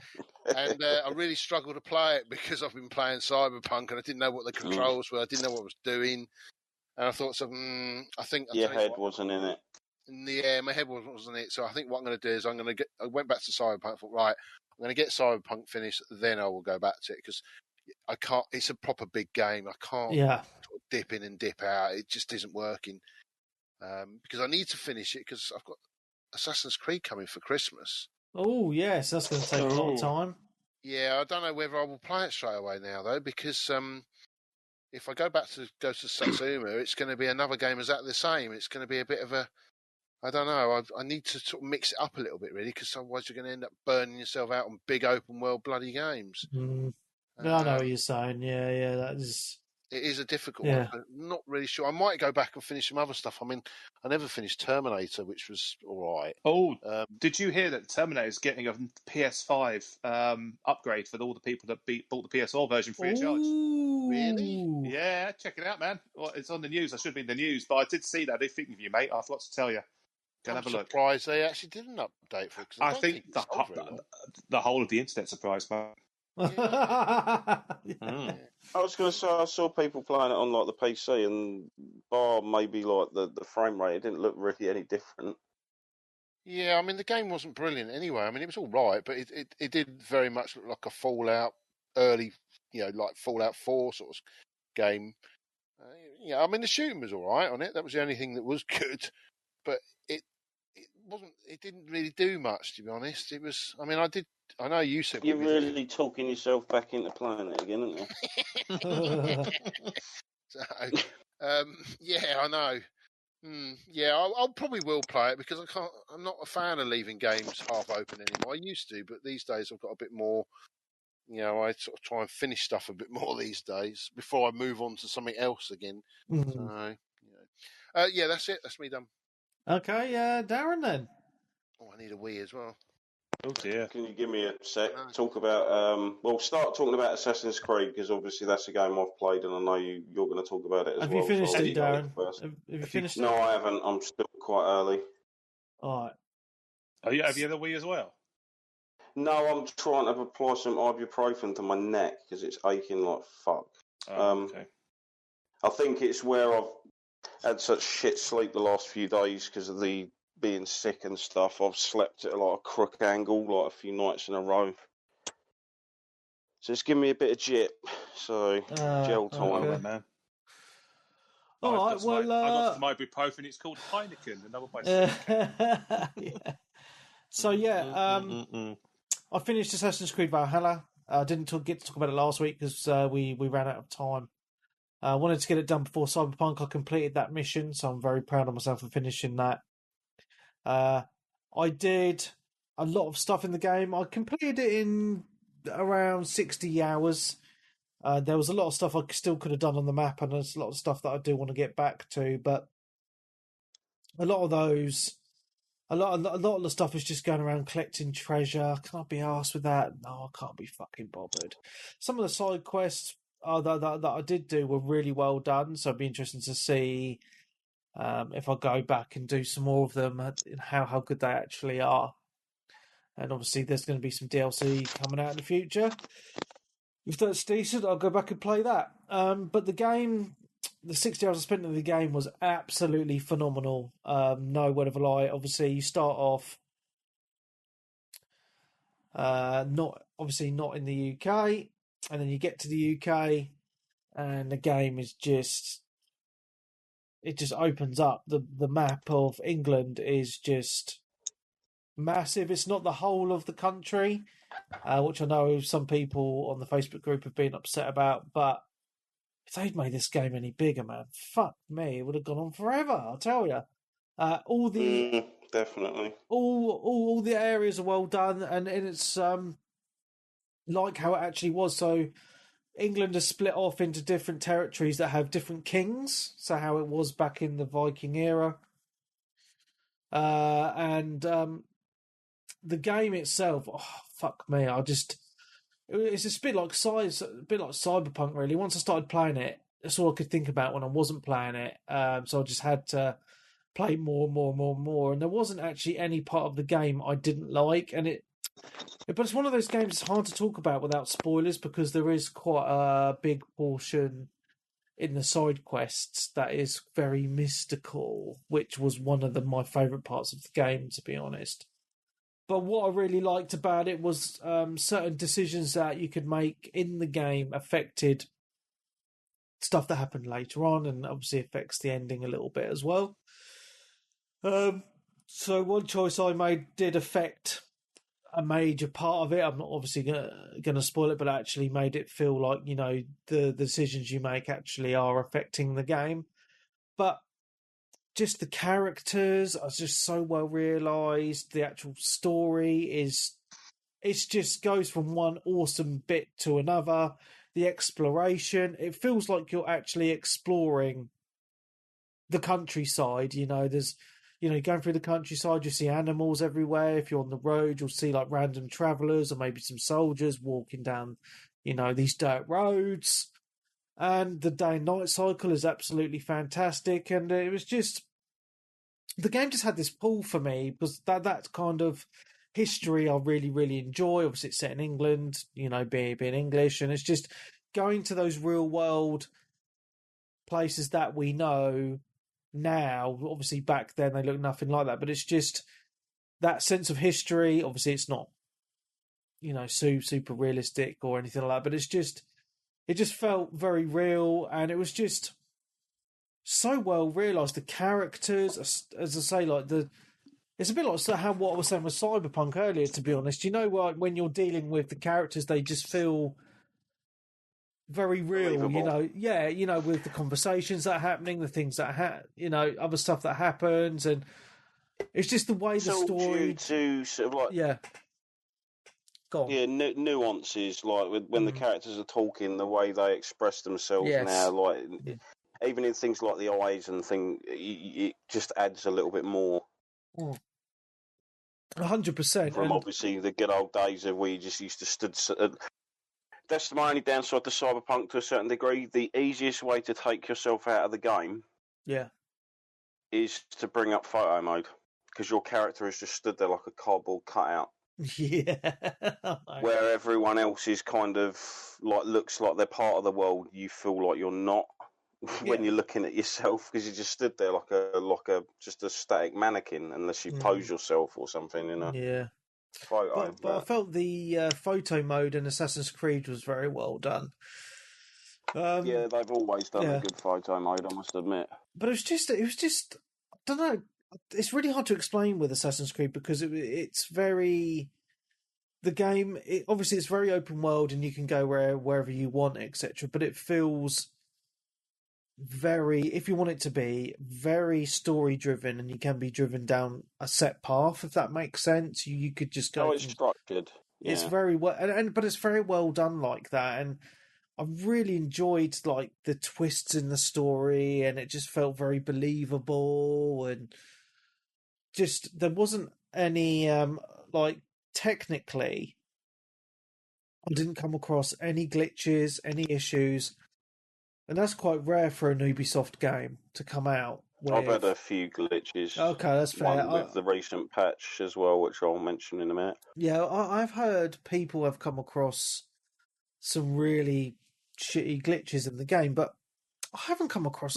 Well, obviously I'm not playing now, but completed it, and I didn't come across any. And one of the things that I really liked about the game as well is there's very little to do with the people outside who go into the Animus, because that's what it's all about. There's always someone who's going into the Animus and they're reliving, someone in the past's story, so to speak. Yeah, I mean they have. No.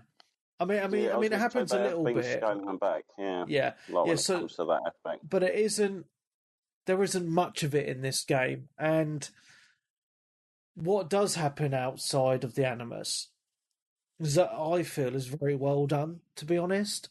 I'm not going to say any more of it because I don't want to spoil this game for people, but believe me when I say, like, when I finished the game and I got that ending, I was sat there with my jaw open like, wow, what the fuck has happened here? This was so awesome.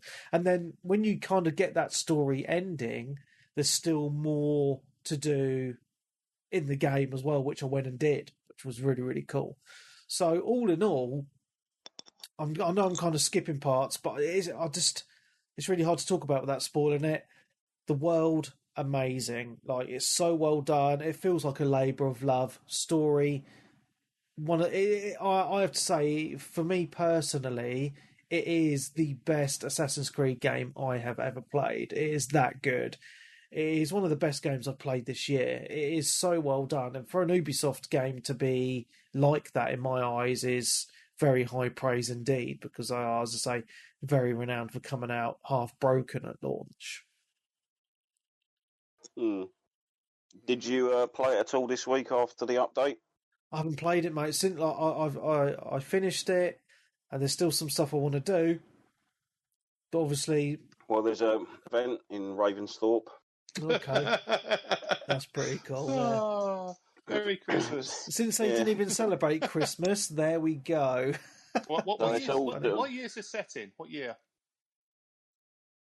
Oh, fuck me. Something like 1200 or something like that. Yeah. Oh, it would have been Christmas. Christmas has been going on for about 1600 years. It's fine. Yeah, but but their religion, they don't celebrate Christmas because they're all about. It's pagan though. It's all pagan. It's all paganism. They would have done some kind of paganism. It's fine. Yeah. So it's got a proper name. It's not obviously known as Christmas in the game, but like there's a whole area to the side of Ravensthorpe now, which is all sort of like a festival area, and it's all decked out, and it's now snowing in your home area and stuff. Oh, that's cool. But there's like loads of these. There's a storyline quest that's tied to it, which I can't actually get any further in because I don't have a brewery and something else. Oh, okay. Yet. Yeah. Brewery, mate. It's fucking priorities. You can take part in drinking game. I think it is. There's like a fighting tournament where you drink after each round. And also like an arrow targeting range, and you earn like this event currency, and there's an event shop vendor who sells like a variant of an armour that's already in the game, but it's like motifed under the celebration sort of a thing. So there's some like settlement bits you can get and tattoos and stuff as well from it. Yeah, because one big part of the game is obviously when you're going around and you're doing the raids and stuff, it gives you gold and currency, etc., and then you use that to upgrade your settlement because you're settling there instead of just raiding and fucking off back. It's just all about building up Ravensthorpe and choosing what you want to upgrade, and then there's certain things that you can do which benefit you. So if you upgrade like the grain place or the meat place, and then it adds a feast buff, so you can go to the main like Viking tent. Did you just say feast buff? Yeah, so you have a feast. Buff, yeah. So you have a feast with everyone, and then you get a buff, so it can buff your health and your attack and all that sort of stuff. Yeah. Feast buff. Yeah, so you have a feast. Assassin's Creed Valhalla. Jolly old raid. Yeah. Yeah, it's great. I mean, each of the upgrades in your settlement will enable you to do different things and unlock different aspects as well, like hand-ins for various collectibles and hunting stuff. And you get some quite good side quests as well from some of the stuff you upgrade as well. Some buildings, which is quite good. Yeah. See, I've got the thing now is I'm looking in to do dailies for the currency to earn like the micro items.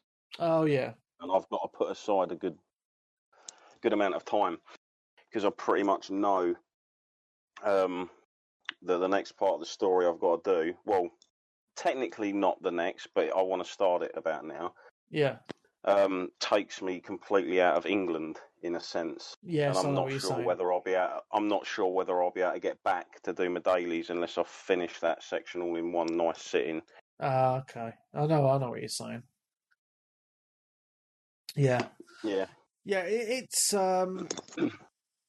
it's hard to say, man. I fucking love this game, man. It's so good.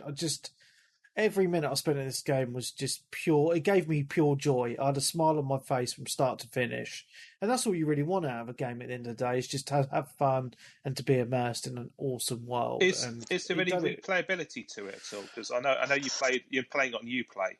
Would you buy a physical copy of it or another copy of it further online to play it some more or go back to it at all? Well, it's got a season pass. It's going to have some DLC. And they're going to give like free stuff out as well, like they have, I suppose, with this event. Okay.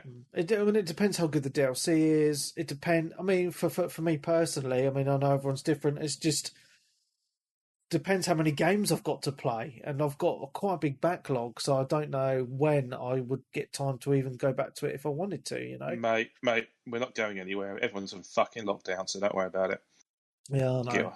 But to be yeah, honest, it is a great game, and if in my opinion, some DLC, yeah, they've had a very good track record when it comes to DLCs as well. Like since Origins, like they've all been pretty much good DLCs, nice things where you're like, yeah, that's worth it. And if you wait, even you can pick up those season passes for like 10-15 quid about a year or so down the line. Yeah. When all the content's out and whatnot.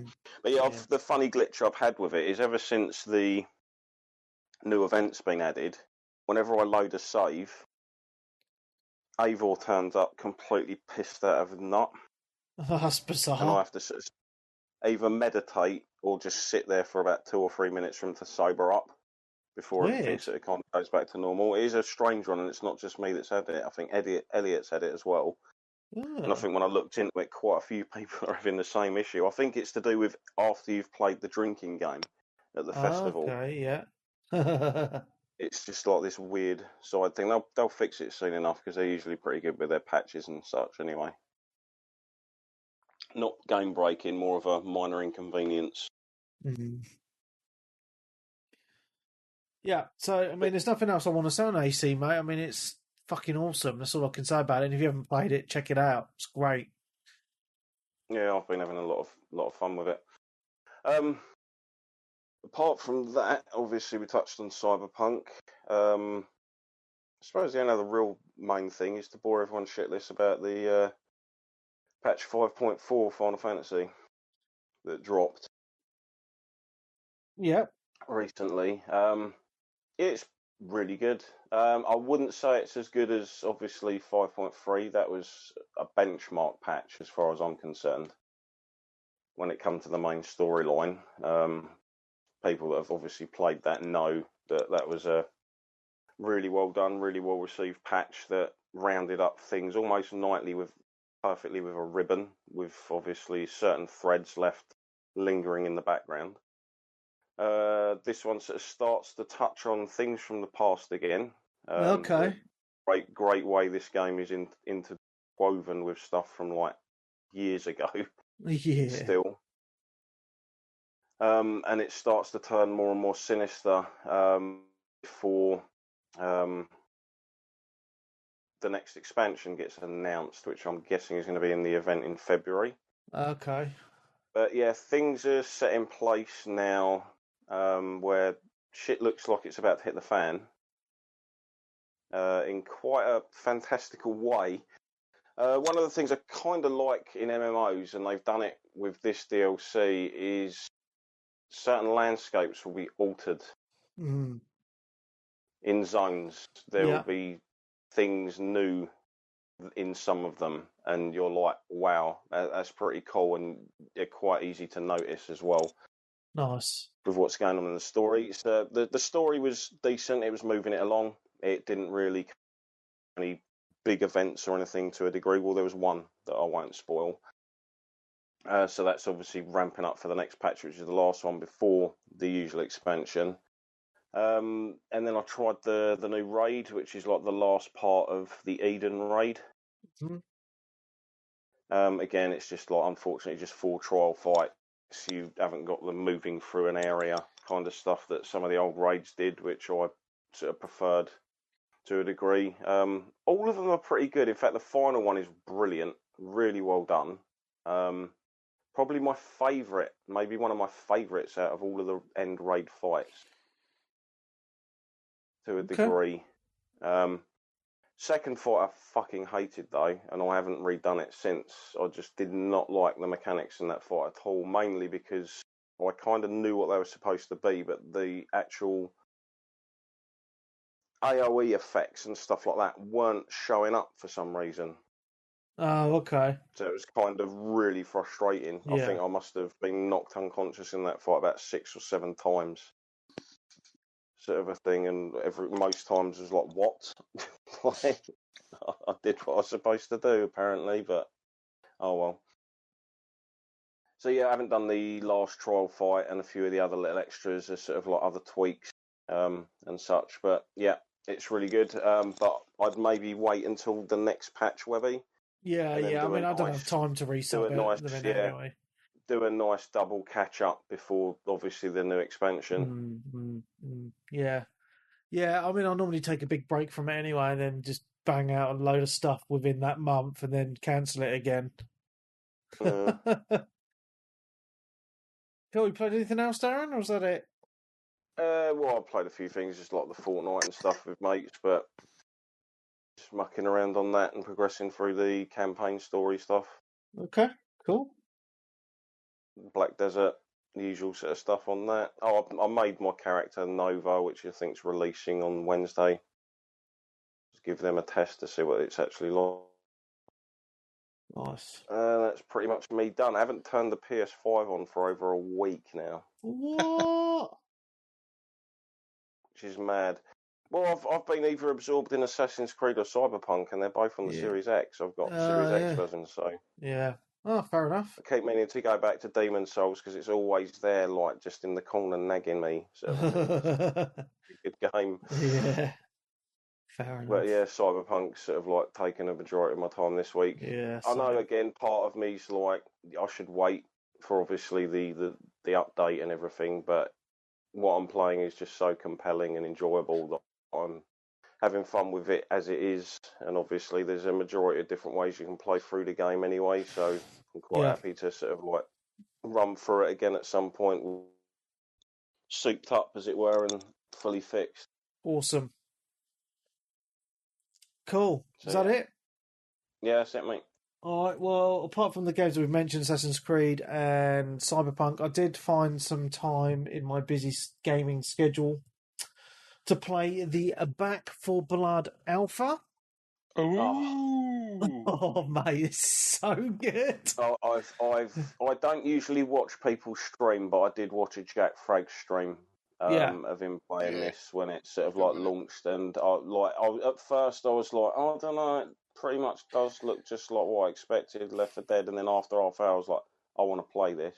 Yeah, I want to go. Like, gives a go. Like. Yeah, so for people that don't know, it's actually made by the Left 4 Dead dev team. They've broken away from Valve, but Valve own the rights to the Left 4 Dead name, so obviously they can't use that name. So it is exactly the same. So in the alpha, you only get one level, and it's set out in that Left 4 Dead style. You know, you're going through. So you got one level, but there's certain part. You know, there's 4 parts of the level. So and each part is broken up by the safe room. And the safe room is very similar, but there is a slight difference. So if you remember in Left 4 Dead, you get into the safe room and the like the ammo and the med kits and all that stuff just dotted around, and you share it between you inside the safe room. So instead of that, in this game, there's kind of like a buy box. So you earn currency as you're killing zombies and going through the level, and then use that currency to buy ammo if you want to, and add-ons for your weapons, or different weapons if you want, and different medical stuff. You can pick up weapons throughout your gameplay anyway, so I wouldn't bother buying the guns, but I bought upgrades for my assault rifle, like a bigger clip and a scope.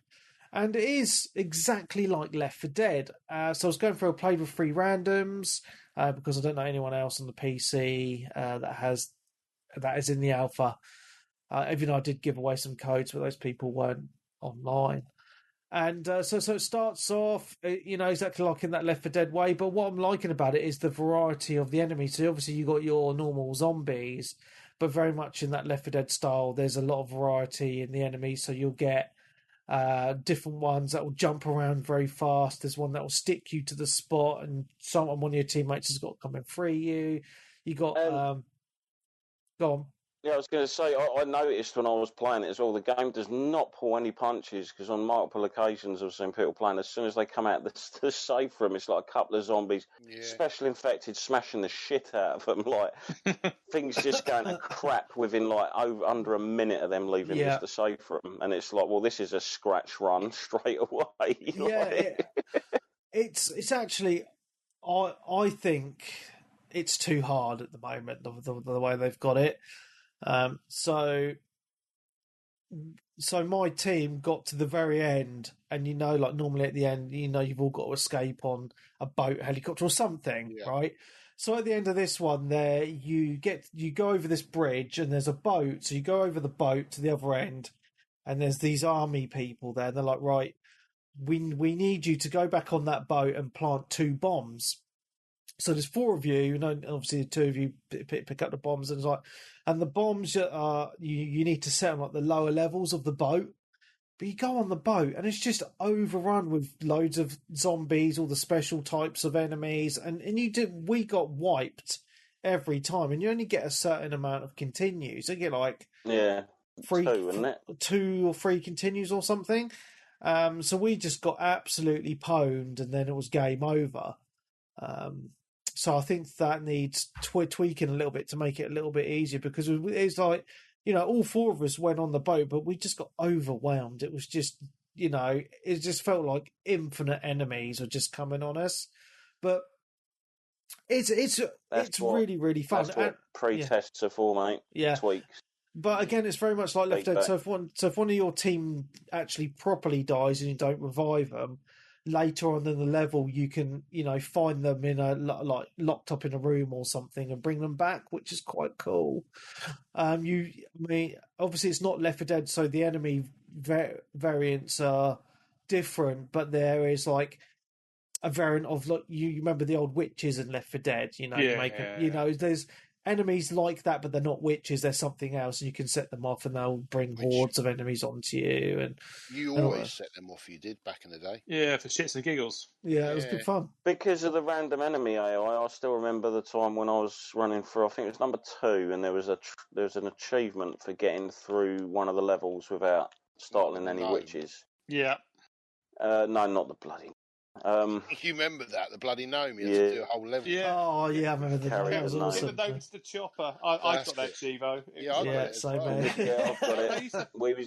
It went stitched up when we was trying to get it for someone, didn't it? We used to farm ourselves out for it, wasn't it? I need to get that Chivo. Yeah. It's like, okay, well, join us. It's all good. Yeah, but it used to be funny because we used to go on, and it was like someone goes, "Oh, I haven't done the gnome," it was like, and everyone went, "Oh, here we go." Yeah. Yeah. Yes, on the witch one, anyway, I still remember that. We got through all the level, like, thinking, yes, sweet as fuck, we done it. And then was like, we can hear a witch. Where the hell is it? Where is it? It's like someone literally went over the top, and it was like someone had startled the witch, and I just heard, she was at the bottom of the fucking ladder. Like, it was like, the game had just gone like, no, you're going to have one right there. Like, there's nothing you can do about it. Like, deal with it. Yeah. So what's quite different about this game though is as well. So in the main game, there's 8 different characters that you can choose from. It's a 4-player, obviously, co-op game. In the alpha, you only get the choice of 4 characters. They all have their own different weapons, which is quite cool, and they all chat to each other, which is quite cool as you're going through. Well, no, I don't know if they do have different. Do they actually start with different weapons? Yes, I know yes. It's the card. There's a card system, isn't there, where you can actually select certain stuff. Yeah. Yes, which also adds to the random multipliers on levels as well. Yeah, so you got different. Which kind of, I think, is going to keep things different. Sorry. Yeah, so there's cards that obviously ramp up the different types of enemies that will come up in the next part of the level that is going to happen, so that adds that randomness to it.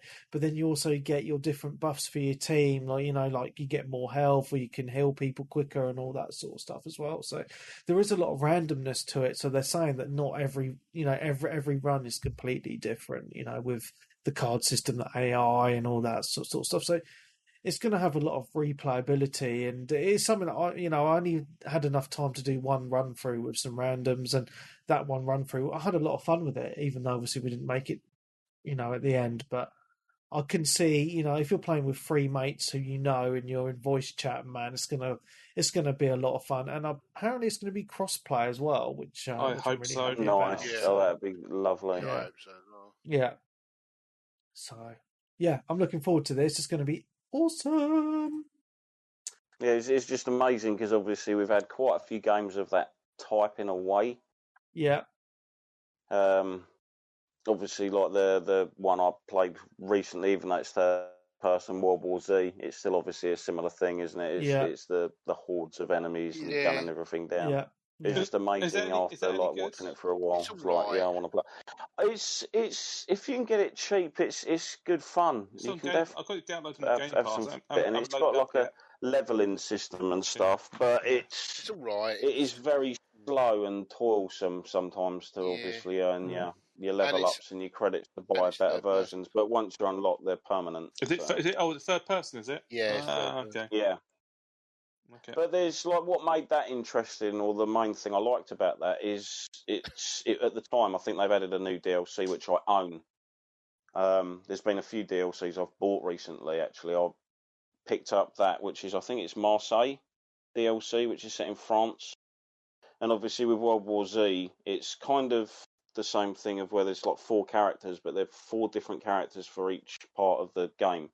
So you had a lot for like the levels in like the Middle East. You had a different bunch for the ones in New York. You had ones for, I think it was like Tokyo, and the other one was like Moscow. So there was like a nice big selection of like different characters and personalities and stuff in that one. But yeah, on DLC, I did actually purchase recently the Borderlands 3 season pass because it was on sale. Nice. Oh yeah, I think it was about 20-something quid. I think it was for the season pass, and I don't know whether there's a balls up with it because it gets you, I think, 3 or 4 campaign add-ons. But it also downloaded like the alternate skin versions of like characters, which they kind of released recently, and I presumed they were just only to do with the second season pass. Oh, what about it, man? For some reason, I've got them downloaded. Oh, I did. I was like, oh, that's a bonus. Wasn't expecting those, but I'll take that. So, because obviously that game's now enhanced for the Series X and S. Yeah. As well, so it runs at 60 FPS and everything with like the 4K display, blah blah blah, sort of a thing. So I thought I'd give that a bash. Is it good? Yeah, looks alright. I haven't started it yet. That's what I was saying. It's another one of the DLCs that I picked up because it was cheap. Gotcha. So I wanted to at I need some to put point. some more time in that. But it could end up being one that I just purchase and for some reason just forget or never go back to. It always happened once or twice. Yeah, I finished Borderlands 3, yeah. Oh, okay. It wasn't too hot on the ending, but then the story isn't really the big thing with the Borderlands games, really. It's not really, is it? I found that out when I was playing it. Really couldn't two shits about the story, but as I said, the whole aesthetics, I like. There's funny moments. Exactly, yeah. Cool. Good. Well, the last thing I was going to say about Back 4 Blood is some of the perks are quite cool. So there's one perk that you can get with the cards is if you use a melee weapon against the enemies, for each enemy you kill with a melee weapon, it gives you some health back. It's just one way of getting your health back if you're low, which is quite handy as well because I found in the alpha anyway that you run out of ammo quite quick and it's quite I've seen people running out of ammo constantly. Yeah. When's this out anyway? Like June, I think. So a bit of a wait. Yeah. Still a good 6 months away, so plenty of time. I'm fine with that. Yeah. Cool. I am purchasing that for sure. Yeah, so I think the alpha's only running for another couple of days anyway, so they just want to that's fine. Test the netcode and stuff. So, yeah, I'm happy to play it once. That's it for me. I know it's going to be good. I'll pick it up. So, gonna wait. Yeah, I'll wait. Don't want to happy spoil it. Wait. Yeah. That is literally all I've played. But never games we talked about. So, nice. Questions it is. Questions. Any questions? Yes. Oh, hang on. Stunty was going to be doing a quiz. Oh, was it? Yeah, I know. We're getting a bit late now, aren't we? Still a quiz. It's Christmas. The Christmas quiz. Is this going to be long, this quiz? No, not really, because I won't do all of it. Okay. Well, let's do the Christmas quiz, and then we'll do the questions. Right. Well, the plan is, all right, you all get a go each. Mm-hmm. Yeah. If you don't answer, you get 10 seconds. I haven't got a counter, so I'm going to have to guess. Oh, so I can't cheat. Oh, man. So if you get it wrong or you can't answer it, it goes to the next person. Okay. All right. So and we'll have rounds. Okay. I don't know how many rounds we're going to have because I ain't worked it out yet because I'm really organised here. So, right. So who wants to go first? I wrote Darren down first. Oh, We'll go for it, mate. Yeah. Sorry. Test dummy. Can you say that again? Because I dropped out and I need a piss. We're going to do rounds, and Darren's going to go first. But if you want a piss break, that's fine. Understood. Do it. yeah. So we got. So what was it? You asked Darren, me Webby, questions and that I answer, No. and if I can't answer it in 10 No. seconds, it goes to the next person. No, you only get one question. You get Yeah. one question. If you get it wrong, or you can't answer it, it goes to the next person, so they can gain points. That's how it works. Ooh. If you get it right, you get a point. See? Come on, then. Let's do this. Right. Okay. Where are we? Right. You ready, Darren? Yeah, mate. All right. Just about. How many? Right. They're not all PlayStation ones either. Oh, Don't worry. good. I did think about it. I thought, should I do all PlayStation ones and really fuck them off? Right, okay. This one is a PlayStation question, though. Darren, how many PSP models are there? That's a hard question. I think there's 3. No, there's 4. There's 4. It's wrong. It goes to Webby because you said 3 first. So Ah, goes to shit. Webby. What about me? Well, no, because you're not. It's Webby's question next anyway, so it would okay. it goes to Webby. What so did Darren say for? I'm not going to tell you. If Webby fucks it up, do I get a go? What did you say, Darren? I'm not going to tell you. Give you a point. He's looking up on the fucking Right, internet. come I can see him. Oh, I can see What are you on about? Cheating bastard. I'm Right, on the time's up. Number. 4. How many? 4. 4. Right, yeah, you get it right. He's 4. Yes! I forgot the PSP Go. Yeah. The it's a deal PSP digital one. 1000, PSP 2000, 3000, and the PSP Go. So that's 4 models. Yeah. Have it, you slags. Yeah, whatever, mate. I know you're good. You're good with Google. God, there's no time to Google that shit. Yeah. Mm-hmm. Right, let me cross that one out. Otherwise, I'll do that one again. This one's for you, Dan. Okay. Right, Panzer Dragoon. Yep. What console was it first released on? Oh, that's an easy one. It Come was on. a Sega Saturn, wasn't it? Yeah, you got it right. Why do you give down the easy I didn't. ones? It's on the list here. Don't. Well, mine was reasonably easy if I just remembered a certain model. Eat shit and die. Back to Darren's thinking. Fuckers. Oh, why did I get a go? When's it my go? It's your turn now. Oh shit! Yeah, sorry. Yeah. It's supposed to have been your go, but I went to Dan. It's... Oh, so I would have got the easy question. That's bollocks. Right, Webby, your question. Yeah. How many characters in the original Smash Brothers? Oh, fucking hell! I don't know. I'll go. I'll go 16. Oh no, I know. Can I go Right. 6? Wait. You can't go, Dan. It's Darren that's supposed to go. Right. What, in the first Smash Brothers? Yeah. Yeah, the first ever Smash Brothers. How many characters was there? There's got to be at least 20. No, That's you're going all to be my wrong. guess. 20. It's Oh. 12. 12. Oh, 12. Yeah. 12. Fuck me. That's fuck all. That's low. Yeah. Yeah. Right. Oh my So goodness. now it's back to Darren again now. Yeah. Not Darren. me. No, it's Darren's go. Yeah, because what it's doing, we're going Darren, Dan, Webby, and then back to Darren again. Yeah. But where was my go?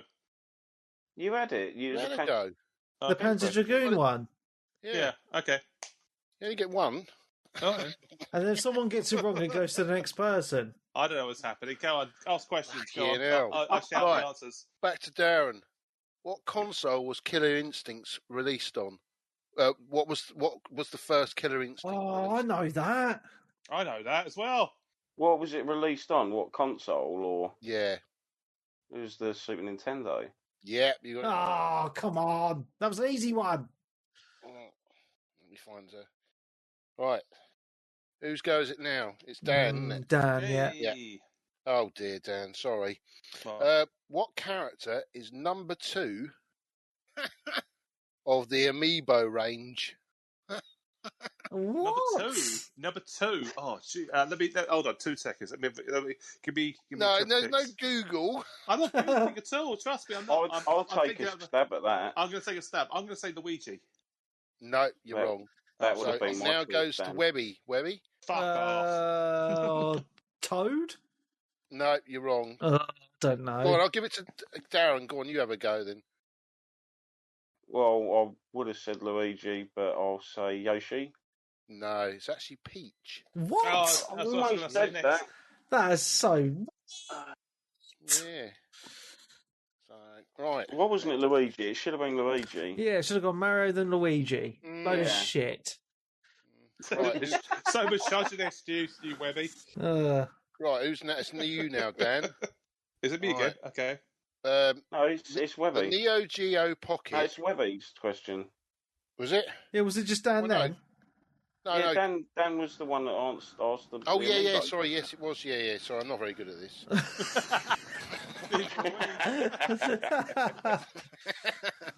Right, Webby. Yes. The easy one, this. Neo Geo Pocket was made by who? SNK. Yeah. Webby. I'm just going down a list, so some of them are easy and some of them aren't. So you probably, if you get screwed, that's your tough shit. Right, this one. Who's it back? It's Dan question. now. That was me again. That's Okay. me. It's What? me. No, it's Darren. It goes Darren, Dan, Webby. It's the third round and he still hasn't sussed Do you it. know why? It's because it all went wrong, didn't it? So let's write this down again. Darren, Dan. Oh, sorry. Pen and paper. Yeah, I'm writing it down. Darren, Dan, Webby. All right. At the moment, the scores are Webby with 2 and Dan and Darren with 1. Ooh, champion. Ha ha ha. Right, so whose goes it now? Mine. Right, Darren, yeah. Darren. What console was the first Spider-Man on? That's tough. Well, I think I might know. Ooh, I'm Got torn 10 between seconds. two. I'm going to say Master System. No, you're wrong. Really? It goes to Dan now. I would say the PlayStation. He's going to. No, You're you're gonna- wrong as well. Fuck Right, off. I think I know what it must Can be. I? It would Do have I been get a Master- go or Go in, not? Webby. Yeah, it's your go. Mega Drive. No, Yeah, you're that's wrong. what I would have Oh, chosen. really? Oh, It was as actually well. on the NES. whoa. Nah, Yeah, there's a really? version on the NES. I bet it was shit. Yeah, I bet it was.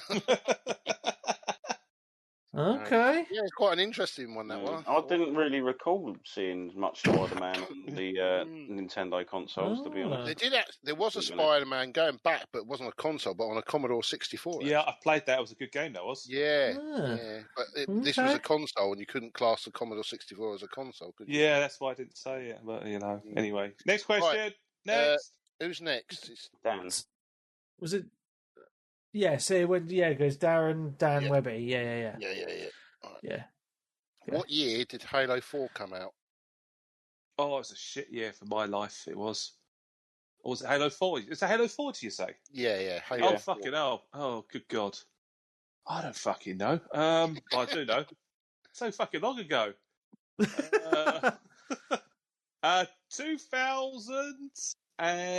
2011? No. Oh, fuck. What was it? Goes to Webby. 2012. Yeah, you get it I right. don't ask you, Webby. You're sitting there with the question being answered. I bet you got the Google up. I can see the reflection. Yeah, in we should your see glasses. hands. What? My random stab was, Yeah, I random can see stab you're was typing shit 2012. into the I fucking thought I'm it computer. was. not. I'm not. I The literally Twitch stream is thought. delayed. It is. Yeah, And you're looking at it I up. I know, I literally can see thought it. What are you on in my about? head that it came out at least 2 years before the Xbox One, Yeah. Nah. and the Xbox One's 6 years old. Right. So whose goes it now? It's Webby's actually, isn't it? Yeah. Yep. Go on then. Yeah, go and rack 'em right. up, mate. There's my hands. Come on. Name the character from Assassin's Creed Black Flag. Oh, fuck me. Oh Hey, no! your shit. Captain Jack Sparrow. I No. can't remember his name. Right, it goes to Next? Darren. Go Oh god. It's the wrong one, I know, but I'd say Hatham, but I know he's not the right one. No. No, he's in the American Dan, one, you isn't put he? Blackbeard. Blackbeard. It's No? Edward Kenway. I don't Okay. remember that at all. It's been so long since I played that He's game. the guy's. You visit his like family place, don't you, in London in the Syndicate? Right. Yeah. So who was? So that was Webby, me. wasn't it? Right, That so was it's now mine. back to Dan. Yeah. To Darren. Sorry. Right. And Is how it? many No, questions? that was my question. That was mine, wasn't it? No, it's Webby's. Yeah, it was it mine. Webby's Bloody hell. Oh, Yeah. bonus! Thank God for that. That's right. Right. Here's one for you then, Darren. What's the NES gun called? Oh. That's an easy one, man. Did someone just fart? Oh, Come on, that's an easy one. afraid- I'm thinking Zappa, the next Yeah. Zappa. Yes, well done, well mate. done. Congrats. Nintendo Arcade will be proud of you. Right. You cross that one out. Right. So we've done that. So we've got Stand now. Yeah, no. Absolutely. 12 questions left. That's it. But I'll tell you points in a minute. All right. Dan, Yeah. finish the game name. Oh, fuck. Baldur's Gate, Dark. Gate. No. No, do I get to answer that, please? Please, please. I know the Yeah, one. you do. Dark Alliance. Yeah, you got it right. Yes. Fuck's sake, he's looking on Google I again. don't think anyone. when- I know this. I Webby- played it. I played it. I haven't fucking played it. Oh, dearie me. Right. Who's this? This is Webby, isn't it? Yes. Yeah. yeah. Yeah. Yeah. How many buttons on a Dreamcast controller? 6. Nope. Goes to Darren. Really? Nope. Oh, hang on. Hold on. 7. Yeah, there. 7. Nope. Oh, fuck off. How many? How many? It's actually 11. What? Yeah, because you include the triggers because they're buttons, aren't they? I did include the Oh, the triggers. switches, yeah. Yeah, You got the 4 chord buttons, you got the you trigger got the buttons. yeah, And you got the start button. Yeah. you got the thumb as well. Like another one. The D-pad. Oh, yeah, it got says that 11. The button. standard controller has 11 buttons plus So you class the 4 from the D-pad into that equation? Yeah. Oh, Yeah. come on, man. They're not really buttons. I suppose, yeah, they are directional buttons. Whatever. This quiz but, is yeah. bullshit. That is bollocks. Yeah. That's a bit of a technicality, but Yeah, I thought that, but it's Google will know. It's Google's the answer. Wanker. Right, so that was Webby. So at the moment, Yeah, I got that wrong. Yeah. Webby's on 4. Dan, you're only on 1. Bonks. Sorry. Darren, you're on 2. woo. Woo. Right, so this is for Darren again, isn't it? What was the original name for the Wii? Oh, it was a. Oh, sorry, I'm not going to say. It's not your go. I know. Kumquat. No, it goes to Dan. Go on then, Dan. We play. No. Play something like that. No? Oh, bollocks. Come on, Google. What's the answer? Go on, Google. Oh, do I not get a go? Yeah, it is you. Oh, you're talking about me, fuckers. You're wankers, you are. Yeah, so it's like on the Xbox had a project name. It was a Project Revolution, it was called. Oh, look. See, you knew already. Bollocks. Ding dong. Sorry, listeners. I've been drinking. Come on, you must. okay. I remember when that project name. There was when that project name was out for years before it came out. Whose go is it now? It's I'm getting confused. Dan, I think, Dan. wasn't it? Right, Yeah, Dan, man. you should know this one. I What hope was so. Jeff Minter's company called? Oh, Jeff Minter. Oh, shit, man. Who is Jeff Minter? Oh, Oh, Webby. Tempest 2000 guy. yeah, it was Yeah. Llama Soft, wasn't it? Yes. Yeah. Hey, Nicely one done. point. Have it. That's bizarrely that came round to you. Actually, it wasn't in order. It was in. It's on my list. I'm crossing them out. Sorry. Right, Webby. Go on. Oh, this is interesting because this came up earlier. Yeah, Who go was on. the Dizzy Games made by? Codemasters. No. What? It goes on. Yep, goes to Darren. Oh, well, they just by. Oh. So you jumped too quick there, Webby. Oh. I'm just going to have a look on Wikipedia. I'm going to say Ocean, but it's not because they were a publishing company as well, mainly. Dan? I'm trying to think all the cheap games we had. Well, we used to buy these games for $1.99 or $2.99. Yeah, in the show. $1.99, mate. Listen to the question. Who are they made by? Not distributed by, made by. I've just had a look and I don't actually know one of the that labels name. back there was Mastertronic or something like that. I remember, but I'm probably wrong. Well, no, this is who they're made by. This is the people that made the game. It's the Oliver twins. Oh, yeah. Who programmed it? You mean? Yeah, well, yeah, program made it. Yeah, the devs, remember that. The developers. Really. Yeah, yeah. That's a tough question, man. Fuck that. Yeah. Oh yeah, man. Right. Whose question was that? Was that my fisting? That was mine. That was my fisting. Right. So we're now on. Webby's on 5, and Darren and Dan are both on 2. So you need to start catching up.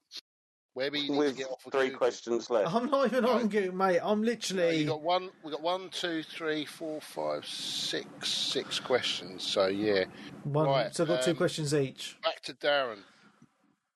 What was the name of the PlayStation What was the name of the PlayStation 1 development kit? What was it called? It was black. That gives you a hint. Yeah, I know the one. Yeah. And I the had name the chance to escapes buy me one at at the the car moment. boot many years ago. And I didn't. I really wanted one of those. I'll pass. I can't even think of a name, unfortunately. Dan?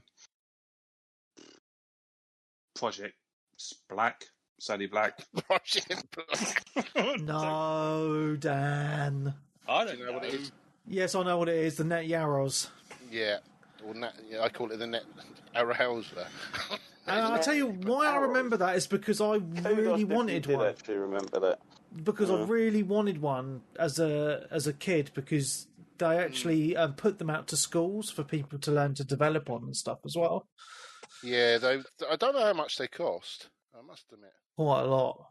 I do remember them though because they, when they come out, and I wasn't really a big gamer back then, but I do remember them. Yeah. Right. So whose go was that? That was Darren. Darren. Right, Dan. Okay. That's a tough one now for you, Dan. I hope so. Name the main character from Enslaved: Odyssey to the West. Monkey! Yay! Oh, well done. Good answer. Wow, well Darren, done. you remember that? I completely forgot that. It was performed by Andrew Serkis. Yeah. Yeah. Andrew Serkis. Yeah. Great place of entertainment. Right. Webby gets one. Andrew Serkis. Do I get a tough question now? I bet no, you get an easy one. Go on. It is, yeah. The Xbox 360. Yeah. What year and what month for a bonus point? Oh, fuck me. Oh, why are you giving him a bonus point? I won't get it because I can't actually remember. You won't remember anyway, not both. No, I'm trying to think the year now. Xbox 360. I think I know. I think it was 2006. No, you're wrong. 2005. Me. Oh, it goes to Darren. Go on, Darren. Go on. November 2008. This is America as well because it would have been there first. It wouldn't have been here first. 2008 November. No, that's too late. Surely. Too late. 2008 is. Do I get a go? Yeah. Shit! I was forgetting how long they were on the market. My fucking donkey's ages, mate. We go for 2005. Yeah. And let's go for October. No, it's November. I was a year out, man. I can't believe that. Since I said 2005. Wow. Yeah. So you get a point. So I get a point. Yes. Yep. Well done, Dan. Well done. Point. Well done. Because all you guys fucked it up. Right. So now it's back to Darren. And to save face. Right. Oh, this is an easy one. Hopefully. What were the main enemy called from Halo? Oh, I know. What, the group or Yeah, the main enemy the of Covenant? Halo. That's right. Yeah. Well done. Right. Some people would do so. The Flood. So, That's what first popped into my head for some reason. yeah. And then it's I was gotta like, oh catch no, people wait, out. it's not the Grunts, it's not the Covenant, the group. Good answer. Right. Well done. One's for Dan. This is an easy one for you, Dan. Is it? Fuck's I hope sake. so. What was released before the Commodore 64? What, for Commodore? Yeah. The VIC-20, wasn't it? Yeah. Oh, no, bloody hell. But you did know. Maybe did you know that? No. You didn't know that? No. Oh, wow. No, it's too... I'm too young, mate. He's a fucking millennial, that's why. My first console was an Atari... Well, my first computer was an Atari ST, so... And what was after the Commodore 64? The Commodore 128? No, it was C616, wasn't it? Yeah, or the Plus 4, wasn't it, as well? That came out as well, didn't Fucking it? hell. Oh, this hidden history you don't know about. All the games were shit, by the way, so don't worry about it. Yeah, all on tapes and ran like dog shit. I saw a Plus 4 at a car boot in the summer. Yeah? Oh, yeah? Yeah, but he wanted 60 quid for it, and I said, fuck off. 60 quid? What games did it come with? You got COD for it, mate. Yeah. Right, we got a really good one for you, Webby. Go on. This is your favourite subject. What year was the first FIFA game? Oh, my goodness. That's perfect. I know. 92. No. Oh. What was that? What year was the first FIFA? Game? 90. No, it goes to Dan. Dan can take the lead if he gets this right. Breathe in, breathe out, breathe in, breathe out. I do remember seeing someone play this years and years ago. It was called FIFA International Soccer. Yeah. Was it? What year was it come out then? So I will go for 1996. No. Ah, cock in a bun. 1993. Ah, cock in a bun. Fuck strange. off. Webby was 1 year out. Oh, I can't believe that. Because I just remember playing World Cup Italia 90 on the Mega Drive. That's what I was thinking of. Yeah, that's what I was like. 90 popped into my head. 93, I think that was. I'm not sure if that You was. remember what diving headers used to look like on World Cup Italia 90? It just used to look like the player fell over. Because it was all like top down, wasn't it? Yeah, Biddy. that's it, yeah. Right, this is for Webby. If Webby gets this right, he wins. Because at the moment, Webby and Dan are level. Oh. So this is for Webby, though, this one. Yep, go on. What colour trousers are Mario's? Blue. Yes. Do what?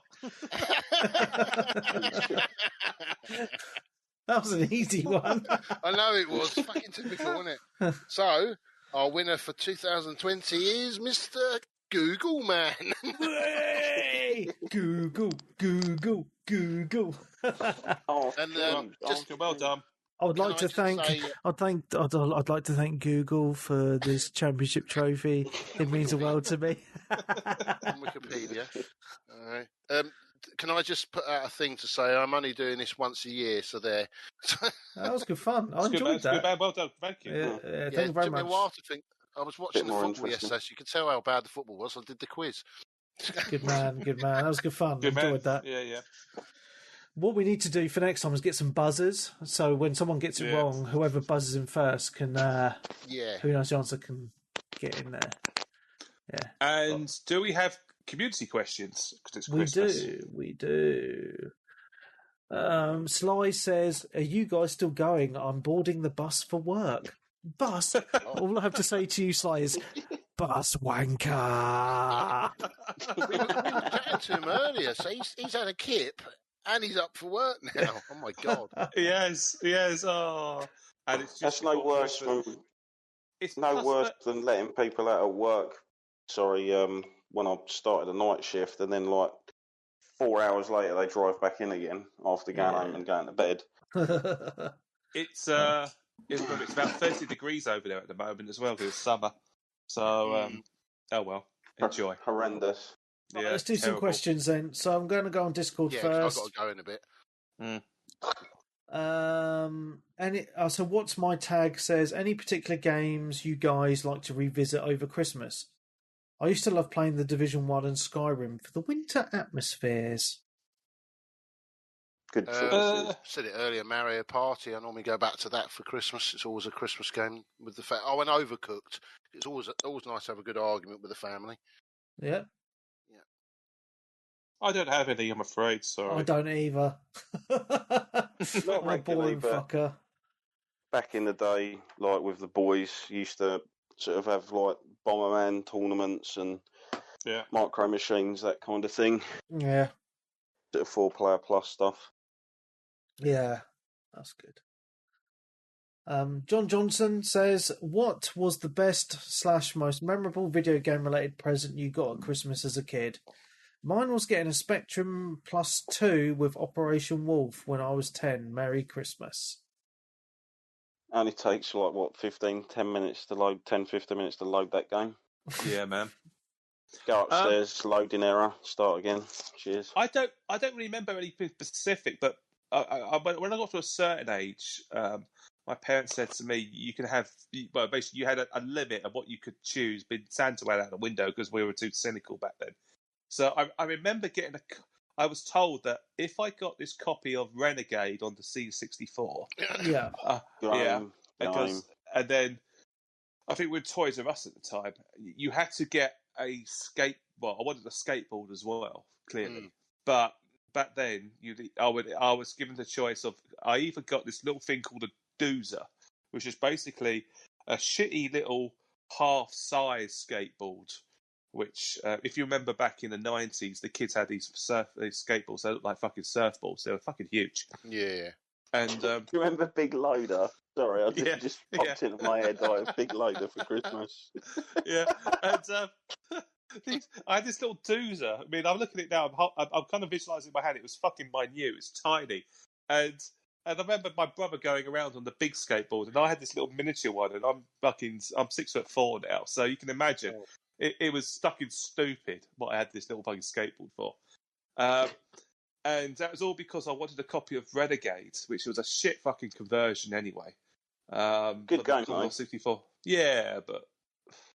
For its time. I mean, looking back, I wish I had the... I wish I had the full... No, I wish I had the full-size skateboard now. Fair enough. So that's me, yeah. I never got I got the Commodore 64.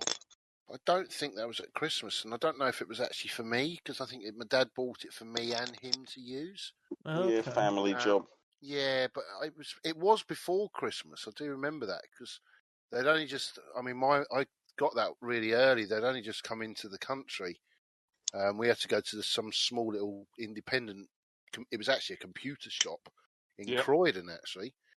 To get it, and I remember we bought the computer, and then we went off to Curry's, and we said, "Have you got any Commodore 64 games?" And he pointed us over to the VIC-20. I said, "No, Commodore 64 games." They didn't even know what they were, so it's very early in production. I got that Commodore, but no, I've never got a game console for Christmas.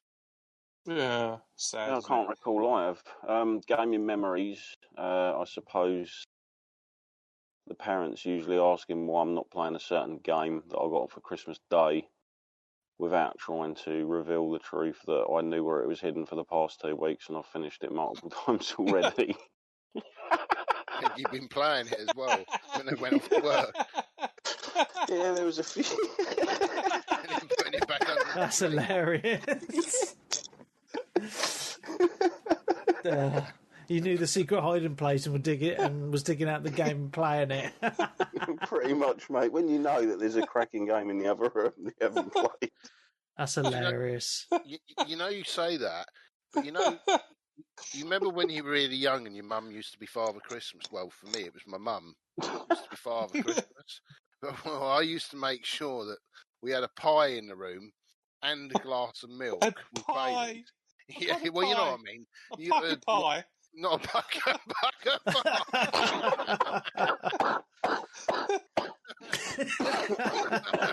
No, like, a mince pie. Yeah, mince pie. Okay. And I used to have to, and I remember waking up one night, and my mum, I could hear mum go, eating the food.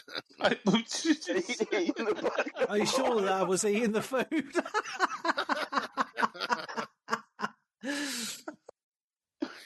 Oh dear. Oh god, that's funny. Fucking pie. Maybe I should leave one out this Christmas. See what happens. I think most of the country being afraid Bentos pies come Christmas Day. Tinned, you can have it when you want. Exactly. I don't think we had pucker pies back in the 80s. Well, 70s. Well, yeah, 80s, 70s, 80s. Oh, all right. Yeah, so for me, it would be getting a PS1 for Christmas with Final Fantasy VII. That was a very special Christmas for me. Life-changing, one can almost say. It was indeed, yeah. Yeah, because they weren't cheap. They were 200, weren't they? PlayStation ones, weren't they? About that. I thought they were 150. Were they? I don't know because Final Fantasy VII came out in '97, no. so I think you're right. I think the PS1 had already been out for a couple of years, right? Came out in '95. Yeah. So it was cheaper than the Saturn. I know that. Yeah. I had a mate who had a Saturn, and he raved about it for about a couple of weeks, and then went a bit quiet. Well, when you got a PlayStation, you probably did. I never. Do you know what, that console? I never really saw the Saturn back then. No, I mean, I've got one now somewhere. I don't know where it is, but but you have, Pete. Yeah, but I don't remember everything somewhere. Yeah, I know. I need to find it because I've got to get that game off of you, Webby, at some point. Yeah, I've still got it in my drawer. It's still here, Yeah, I waiting know. for you. Well, I can't get near you now. I'm quite happy to post it, mate. Post it after Christmas. Don't want it getting lost in the Christmas post. Yeah. But no, I don't remember seeing the PlayStation. Oh, sorry, the Sega Saturn out in the wild back in the day. Yeah. I saw the Dreamcast, but not the Saturn. Yeah. Cool. So we'll move on to next questions. Yeah, man. Let's do it. I know. What the fuck's going on here? Something's happened. We've been 3 hours. So I'm doing the Twitter ones. Christmas bonus. Merry fucking Christmas. Yeah, Jamie Cottage says, Happy Christmas. I don't play GTA Online regularly, but I like to boot it up once per year just to look at the White Frosty map and throw a few snowballs.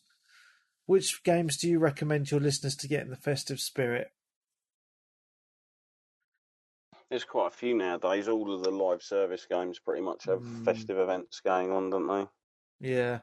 Is a Christmas game. There's a Christmas Die Hard event. Trilogy. There's a Christmas event going on in Gears 5 at the moment. I recommend. Nice. But yeah. I mean, you got Overcooked. I know there's a Christmas edition of that I saw. Yeah. I think it's free as well, isn't it? Christmas Nights. Oh yeah, that's There you good. go, Cool. job done. That's a good shout. Wasn't that given away for free in like the official magazine or something? It was, yeah. It was. What was it called? Christmas Nights, yeah. Don't remember It was, that. Nights, the Sega game. Oh, Nights yeah. Nights into Dreams, yeah. Yeah. I've never played it though. That's going to be really It's good. It's a tough old cookie. It is. It was meant for the new analog controller, wasn't it? That they brought out like the flying saucer thing. Yeah. Cool. Well, let's move on because I've got a few and I'm ready for bed. Okay. Terry Wright on Facebook says, just seen on YouTube that the second best platform for Cyberpunk is the Stadia, behind only high-level PCs. I'm seriously considering getting one. What are your thoughts? Well, is she going to play on it? I would say no. I know they're doing an offer. Well, they were doing an offer. If you buy Cyberpunk on Stadia, you get a Chromecast as well. But what you have to remember with Stadia is you have to pay a monthly fee for the good quality streaming, which is like £15 a month. And then you have to buy the games at full price on top, which are £50 a pop each, which in my opinion is not good value for money. And if the service ever discontinues, it's all meaningless. Yeah. What are you going to use to play it on? Don't you need a controller? Yeah, so you can use any Bluetooth controller, or you can buy the Stadia kit, which with the Stadia controller. Right. Yeah, so that's it's my an opinion. option to play the game. It is an option. Yeah. If you've got the money, whatever. But then you get the high rig PC. So I don't understand Stadia. I really don't. I don't get it. I don't get why would you buy it. It's not cost effective. It's just, I mean, if you're a minimalist, but I don't get it. I really don't. Every single time I question, what's the point? It makes no sense. Yeah. So, each their own, I guess. But, yeah.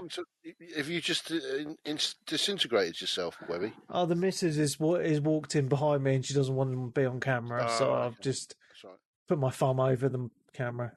Merry Christmas. Merry Christmas. Let's say Merry Christmas. Yeah. Yeah, we're already drunk. Yeah, Dan's drunk. Good on you, Dan. Well done. Thank you. Yeah.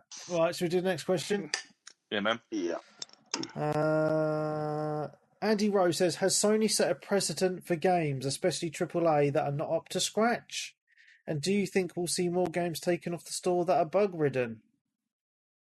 I just think Sony had to do something because they probably had a lot of copies sold more than Xbox because it's just, for the PS4, and they probably just got so much bitching and moaning about it. They had to do something, didn't they? Because people were like, if they just do nothing, Yeah. Or when you're on a platform that's used to their usual standard of AAA, self-owned developer games and stuff. That's the problem, isn't it? Realistic as well. I mean, we have had some really good games. What we've got, God of War, Ghost of Tsushima. They've all come out and they've been perfect. Horizon, Last of Us. I know you don't like it, but Last of Us. They've all come out and they've all been perfect, as in they run. Even Death Stranding run didn't have any. Yeah. I mean, I went into that game and I was playing with other people. You were leaving notes and rest and stuff like that, and it was perfect. Yeah. I mean, the only game I think that was not great was Days Gone. Yeah. So, they have got a good... So you think... But it was fixed pretty quick as well and added a bunch of content to it. Ratchet and Clank, they all come out perfect. So you can see why people are going, coming out, it's buggy as hell. They're not used to it, are they? Oh, well, they didn't grow up in the age of... what's it? 360 and Skyrim. It's all 360 and Skyrim. And anything by Oblivion. Or Bethesda. Anything by Bethesda. It's you're right, Paul. It's just I think to a point hilarious. I think to a point we've created a scenario where, so you've created a scenario which is right in the sense that everything should work. But again, I think we covered it earlier. A lot of people's expectations are sky high when it comes to these AAA titles, that they should be AAA straight out the box, and quite clearly that we all beta testers at the end of the day with these things. Yeah. Do you know what's made me laugh? Bethesda are probably thinking, fucking hell, it's great we've sold ourselves to Microsoft now, so we don't have to worry with lawsuits. Oh dear. Fucking hell. I know, it's hilarious though, really. I know. Right, shall we do another question? Yeah. Yes. Okay. Paul Johnson says, what's Santa got in his sack for the podcasters this year? Assassin's Creed for me. Deodorant, socks and underwear, probably. I don't know if I got any presents, but I buy myself shit. And what have I bought myself so far? Yeah, exactly. Well, I bought myself some Salt Beaches. I want to get myself a new blender. Oh, nice. Yeah. It's payday. It's payday tomorrow as well, so I'm not sure. I might go shopping. I'm going to get myself a haircut before we head into UK wide lockdown. Well, Webby needs a fucking haircut. Oh no, I'm good. So I'm going to get tomorrow. I'm going to get myself a Christmas haircut on payday. It's my Christmas present to myself, and buy myself a blender so I can do my smoothies in the morning. You could put your head in the blender. I'll give you a haircut. Mate, I feel like it sometimes, don't worry. I really do. That's about it, really. To be honest with you, I'm not a testing man. I'm just want something nice. I want convenience in the morning, and the current blender I got is a bit shit, so no. Yeah, I need a blender because I normally use it for my milkshakes, and my one packed up. Yeah, there we go. Yeah, I need to get one. We're getting old, mate. We're getting really fucking old. It's like, Well, no, but it's just ice cream. You've got to have a milkshake ice cream. That's why I need a blender. Yeah, man. Dear. Wrong time of year at the moment, but, you know. No, there's always a good time for ice cream, so, you know, after the main meal, dub dub. Maybe for breakfast if you're hungover.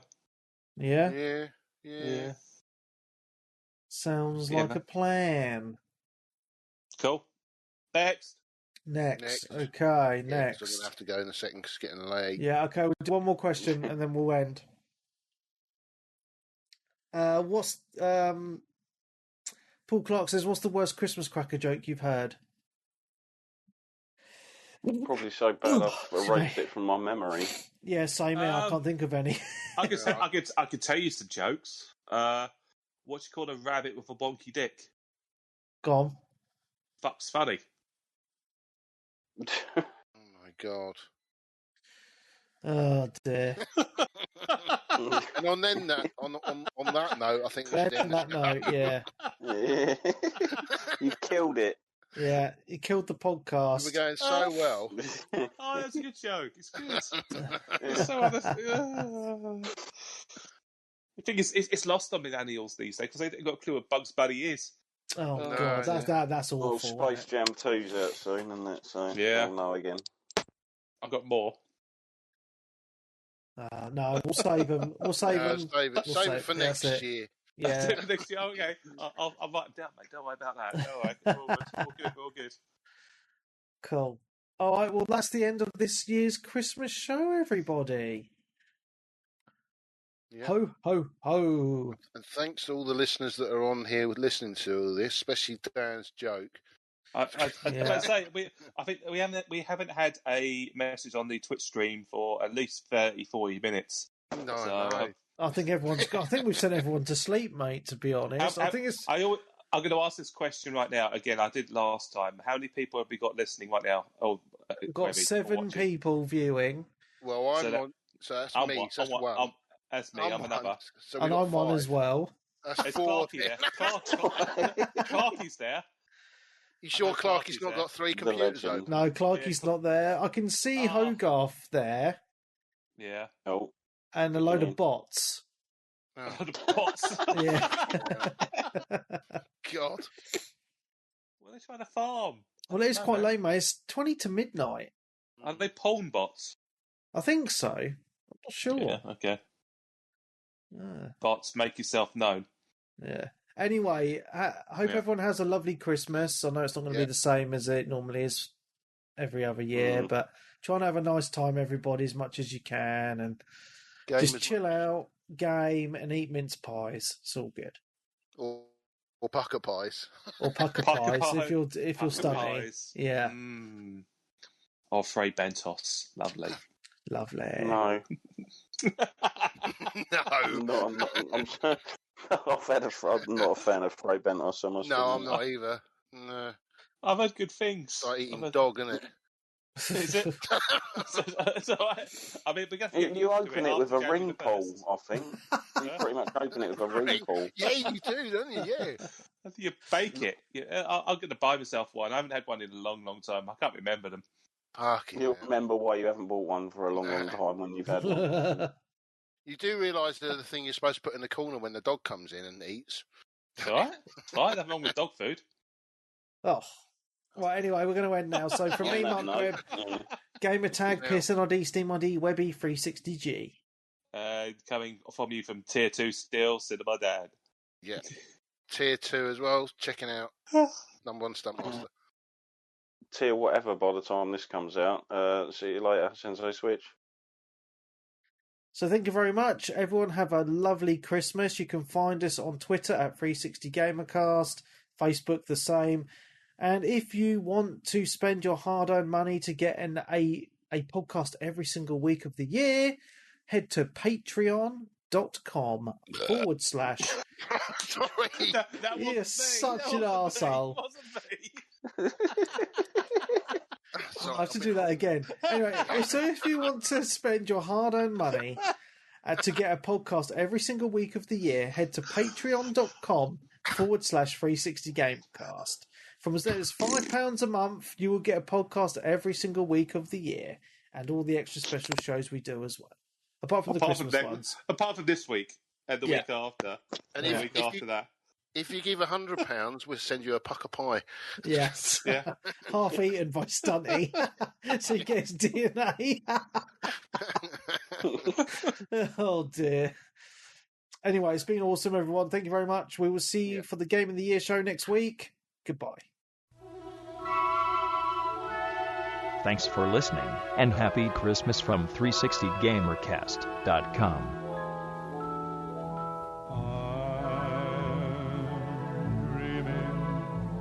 Of a white Christmas,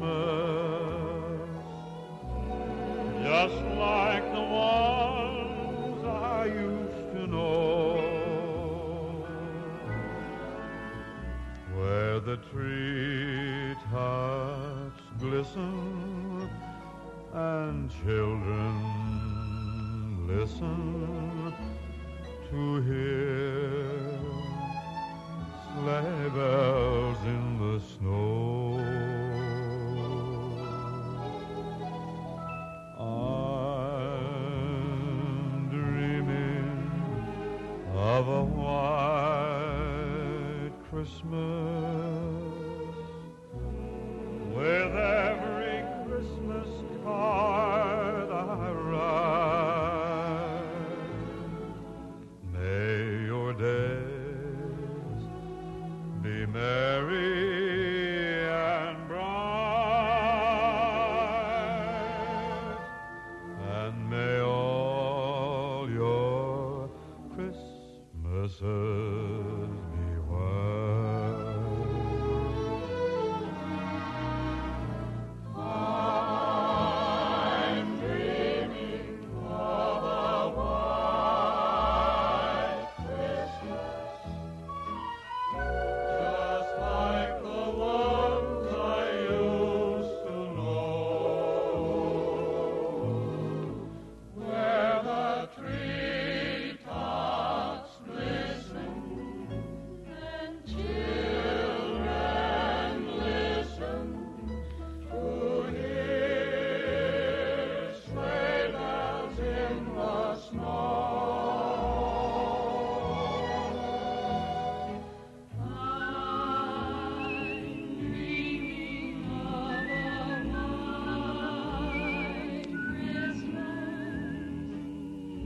With every Christmas card I write, may your days be merry and bright,